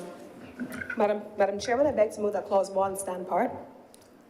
Question is that Clause 1 do now stand part. Will all honourable senators in favour please say aye? Aye. Those against, please say no. We think the ayes have it. Clause 2. Madam Chairman, I beg to move that Clause 2 do now stand part. The question is that Clause 2 do now stand part. Will all honourable senators in favour please say aye? Aye. Those against, please say no. The ayes have it. Clause 3. Madam Chairman, I beg to move that Clause 3 do now stand part. The question is that Clause 3 do now stand part. Will all honourable members in favour please say aye? Aye. Will those against kindly say no? The ayes have it. Madam Chairman, I beg to move that you do not report to His Honour the President the passing of one bill in committee. The question is that I do now report to His Honour the President the passing of one bill in committee. Will all honourable senators in favour please say aye? Aye. Will all honourable senators against please say no? The ayes have it.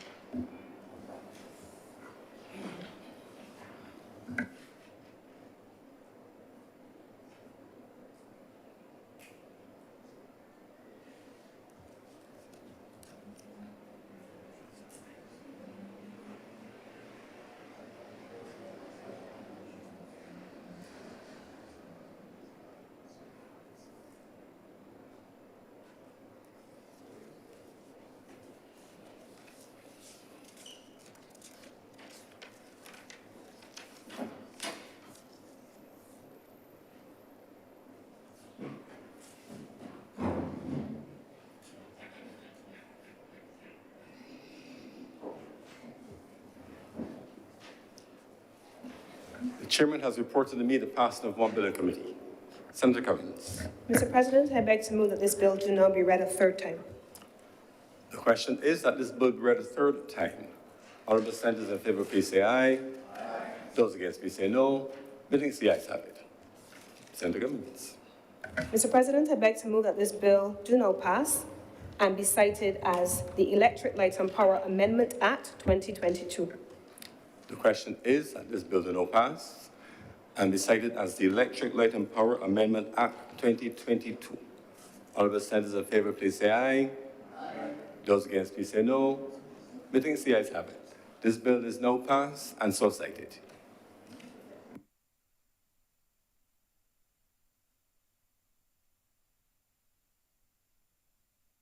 Thank you very much, Mr. President. This brings us to the end of official government business, not just for the day, but for the year. And I want to use the opportunity, Mr. President, I hope. This brings us to the opportunity, God forbid there's an emergency that brings us back to Parliament before the end of year, but let's hope all goes well and we get a much needed break from all of our work-related activities and have some time to spend with family.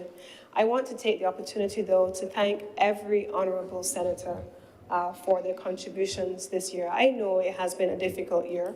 We know that there has been obviously a certain level of sacrifice that comes with being in the Senate, and certainly at this time of the year, on this week of the year, very few people would want to spend an entire day debating technical bills. Their brains have already clocked out, and we want to be able to begin to breathe for a little bit. But I want to thank the honourable senators, every honourable senator.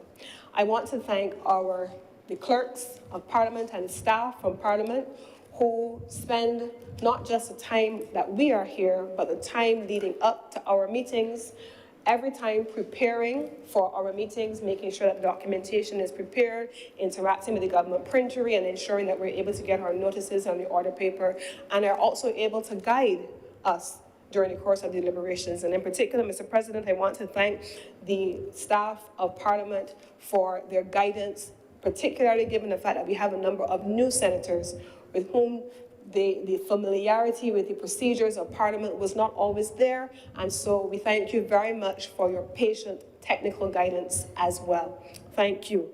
I want then also to thank the police officers and all the other staff who are here with us, and to wish everyone the happiest holiday season and to have a fantastic holiday period. We will be going downstairs momentarily. I believe that there is a bit of a Christmas lunch that we will have, and I believe that downstairs we will have the opportunity there to share lunch with the security staff, with our police officers, with the caterers and the staff of the catering staff, and to express our appreciation to them for the service that they render to us throughout the year. I'm looking forward to joining you downstairs in a few moments.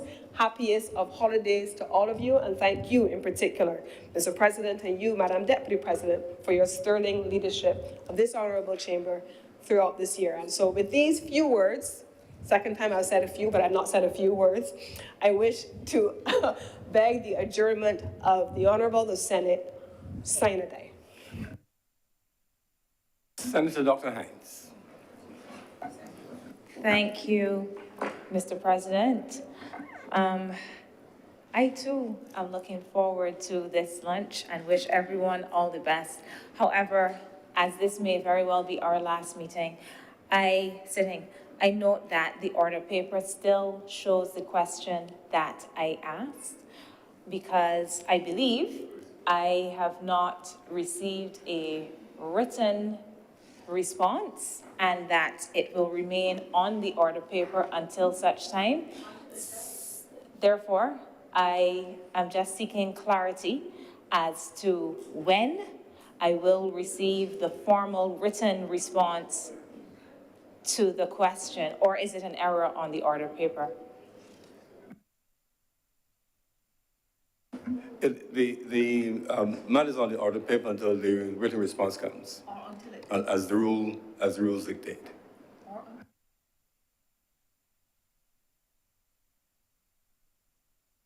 Sorry, Mr. President. I was not certain if that means that I will just have to wait indefinitely until I receive a written response, or will I have a written response by a particular time as I had an oral response? Yes, and I believe that the procedure, if I understand correctly, and I may not, is that the response should be a written one. As indicated, the procedure is that the response is a written one. The questions to ministers, whether in this place or the other place, or questions raised, already directed to the appropriate minister who responds. In this case, most ministers are not here. The response is made through the leader of the Senate when that response is received. In this case, there were two questions to two ministers. That leader of the House has advised is being collated. But your question was whether the matter is on the order paper. It has not come off. It is on the order paper, and we look forward to having it removed by way of receiving the response. So certainly, as president, I look forward to receiving the response from the ministries to which the questions were directed so that we can remove the item from the order paper with the question having been provided in writing as is provided in Standing Order 17. Senator Hine. Mr. President, I am just having a difficulty understanding how I received a response that was not based on a written response, and therefore if I actually received a response at the last sit-in or something else. You had requested an update, and an update was given in terms of where the matter was. The response can only come as provided by the standing orders, but that was an update provided at that time.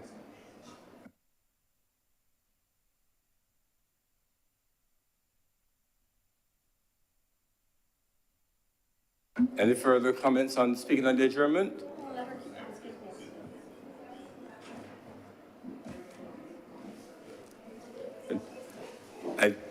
There being no further comments, anyone speaking on the adjournment, let me associate myself with the remarks from the leader of government business, and also join with, of course, speaking on behalf of Her Honor, Senator Thompson, my Deputy President. A wonderful tag team. But to thank all of you honorable members for your active engagement during the course of the last year. It has been an interesting year. I truly enjoyed sitting here, listening to the interesting, diverse perspectives, the rich infusion of your professional experience, your wide-ranging educational background, and different philosophical perspectives on the matters which are before us. Really is a source of richness, and I look forward in many years to come, some days looking back at Hansard, to look back on some of my favorite speeches your favorite speeches that I enjoyed listening to during this time. Although sometimes I'm tempted to jump in and offer a view here or there, but I remind myself that I'm here in this chamber sitting where Sir Fred Goddard once sat when I sat over there, next to him as leader of government business in the Senate 1994 to 99. In that role I spoke, in this role I do not speak. It is a reminder of the, one of my favorite hymns of the faith through all the changes and scenes of life. But let me also use that as a segue to remind us all, and to remind those in the hearing of my voice, that even though this season is wrapped in festive garment, we really should not forget the reason for the season, the core of the reason why we celebrate the birth of Christ and all that it entails, and let us remember to emulate him in our actions of peace and goodwill to all men. And let that be our source of joy, and not joy for joy's pure sake, as much fun as that may be. Just to note that the House of Assembly is adjourned until January 17th. Our work flows from the agenda there, and therefore when we have clear sight of that, the notice will come out. But just to give you an indication, barring any national circumstances which are provided for in the laws of Barbados that may require both houses to come on a matter, you can expect we will meet after January 17th, given the date of the adjournment in the other place. Let me thank you again for your service and your commitment to three important precepts: duty, honor, and country. Let me also associate with the thanking of our clerks at the table and the staff of Parliament, those who keep us safe, our police officers and security guards, our catering staff, and all the technicians whom we don't see them, but the wider public whom we serve feels and sees their work. Before us ever seen them, they have us on YouTube and on, it used to be 100.7, so 94.7 broadcasts, and have the website up and running. Let me thank the technical staff. It's really a reflection of the evolution of our Parliament and our openness in our Parliament. And of course, our cleaning staff, those who undertake our repairs, and I started in announcements thanking them for restoring us to our previous splendor, and I want to include them in this thanks as well. And just to remind that in addition to lunch, the Deputy President and I have asked the clerks to ensure that there's such libation associated with the post-lunch period, that those who are not in any need of VAT-free assistance or have household duties to perform, or even if you do, you pause for a little while, a little fruit of the vine, so to be fermented, and a little Christmas ham and a little black cake here or there, whatever goodies there may be, we can sit and chat and wind down from this very active and hectic year. But all said, thank you once again. It's been a pleasure for the Deputy President and I to just steer the ship as you pull at the oars. Yes. And with that, the question is that this sitting of the Senate be adjourned, silent aye. All of the senators in favor, please say aye. Aye. I've never heard you so robust. Those against, please say no. Methinks the ayes have it. This it is, stands adjourned.